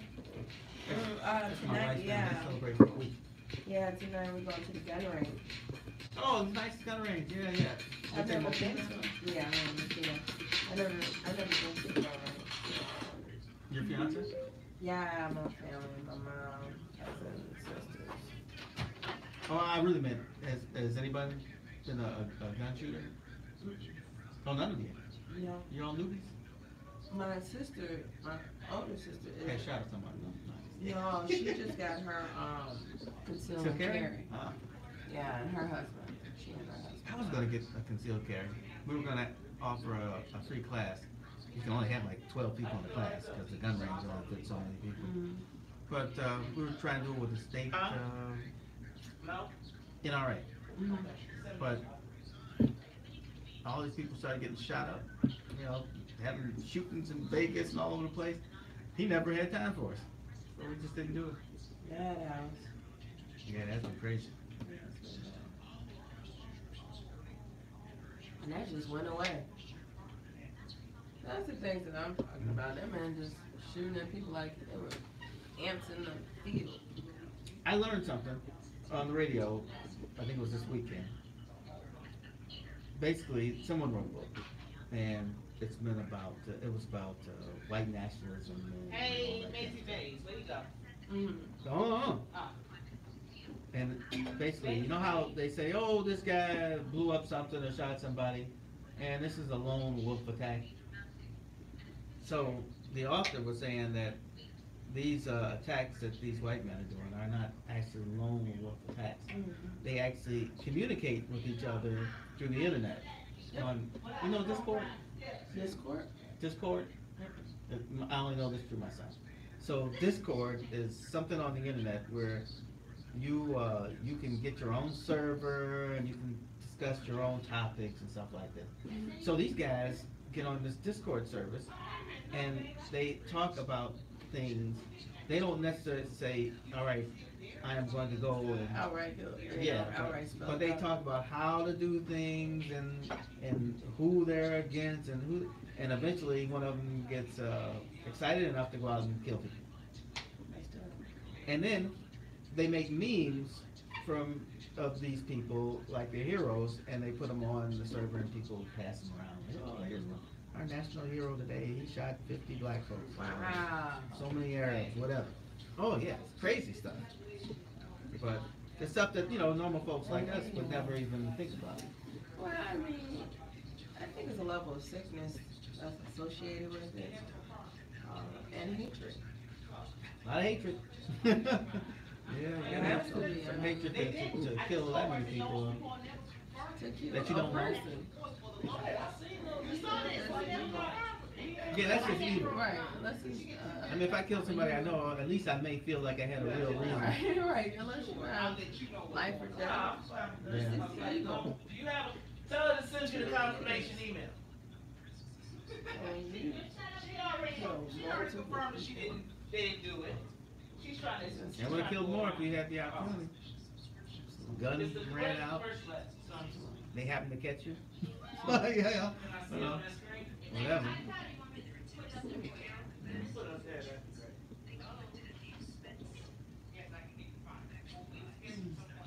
No big O today.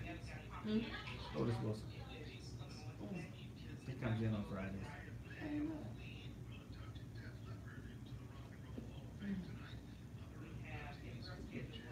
Otis is big. Oh, yeah. Yeah, that's a big man. Tall? Otis is, I think he said he's 6'5", and he's somewhere like 245. That's a big man. Yes. But I'm pretty sure that if you and I ran, he'd catch both of us. At the same time.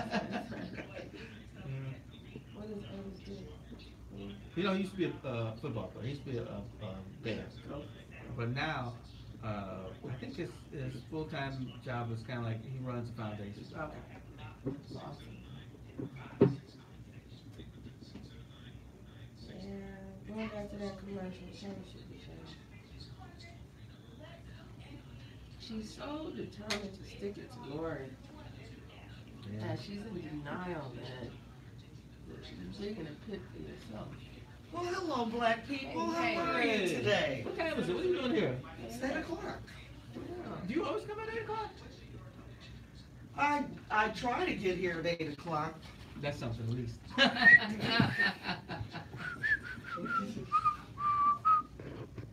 I mean, she's so determined to spell out Lori's incompetencies. Yeah, but this is, see, they're supposed to be a group. That does it for her. Well, no, that kind of guides the what you're gonna do. So Yeah, they'll get together and they'll be like, yeah, well, we should be talking about these things. You know, that group should be telling her, stop doing this. Yeah. You know. But this is why I feel like she's playing. I had to learn very early on to be the candidate. Right.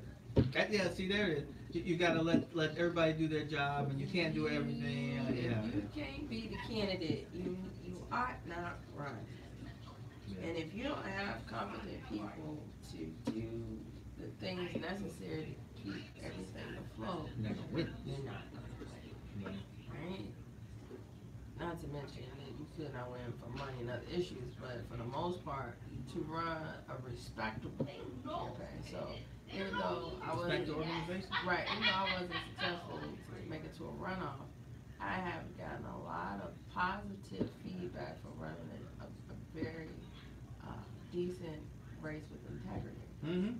And I had to understand what that meant. I'm too busy licking my own, like, I ain't mixing around. But to be on a $2 budget, not only was it a damn good job, but it was of high quality. And I've come to appreciate what that looks like watching this. Like, yo, like, you've been in the game too long to have done that. And then she says it with no remorse. No, I'm not taking it down. You know, at the end of the day, lives were lost. That was impactful to that family. You can't show people that you love Chicago when you're heartless about a Chicago and the tragedy thereof. Like, it's a double entendre, if you will. Like, it doesn't work that way. You gotta have a heart and know that that's wrong. You have to, but you're so determined. Your television is so gung-ho to win by any means. Right. But somebody comes up with that idea. That's why I feel like she's not candidate being a needs candidate. to say, well, the candidate needs to say, no, we can't go that way. But somebody comes up with that idea, more likely it's the campaign manager, and you know they hire somebody and they make this thing. But I think Tony came up with that all on her own. I'm gonna tell you why. I don't think I know, based off of the debates. She brought that up in the debate with CBS and WVON, in the sense that she kept pushing the envelope to prove that Lori is not reliable when it comes to making the call for leadership. So she thinks that that's going to seal the deal to convince voters that she's not. I agree. I think they probably had this commercial. Stacked in the deck. Yeah, they were just waiting for the end. An opportunity to, it was a prelude. So she introduced the concept, she laid the seed, and she had to water it, and then boom. And then she organized that all. Yeah. You can do 8. Tell her 8. She probably feel like I'm just saying, I know how to be the candidate, I know how to be the boss. I think there does come some arrogance with being around for a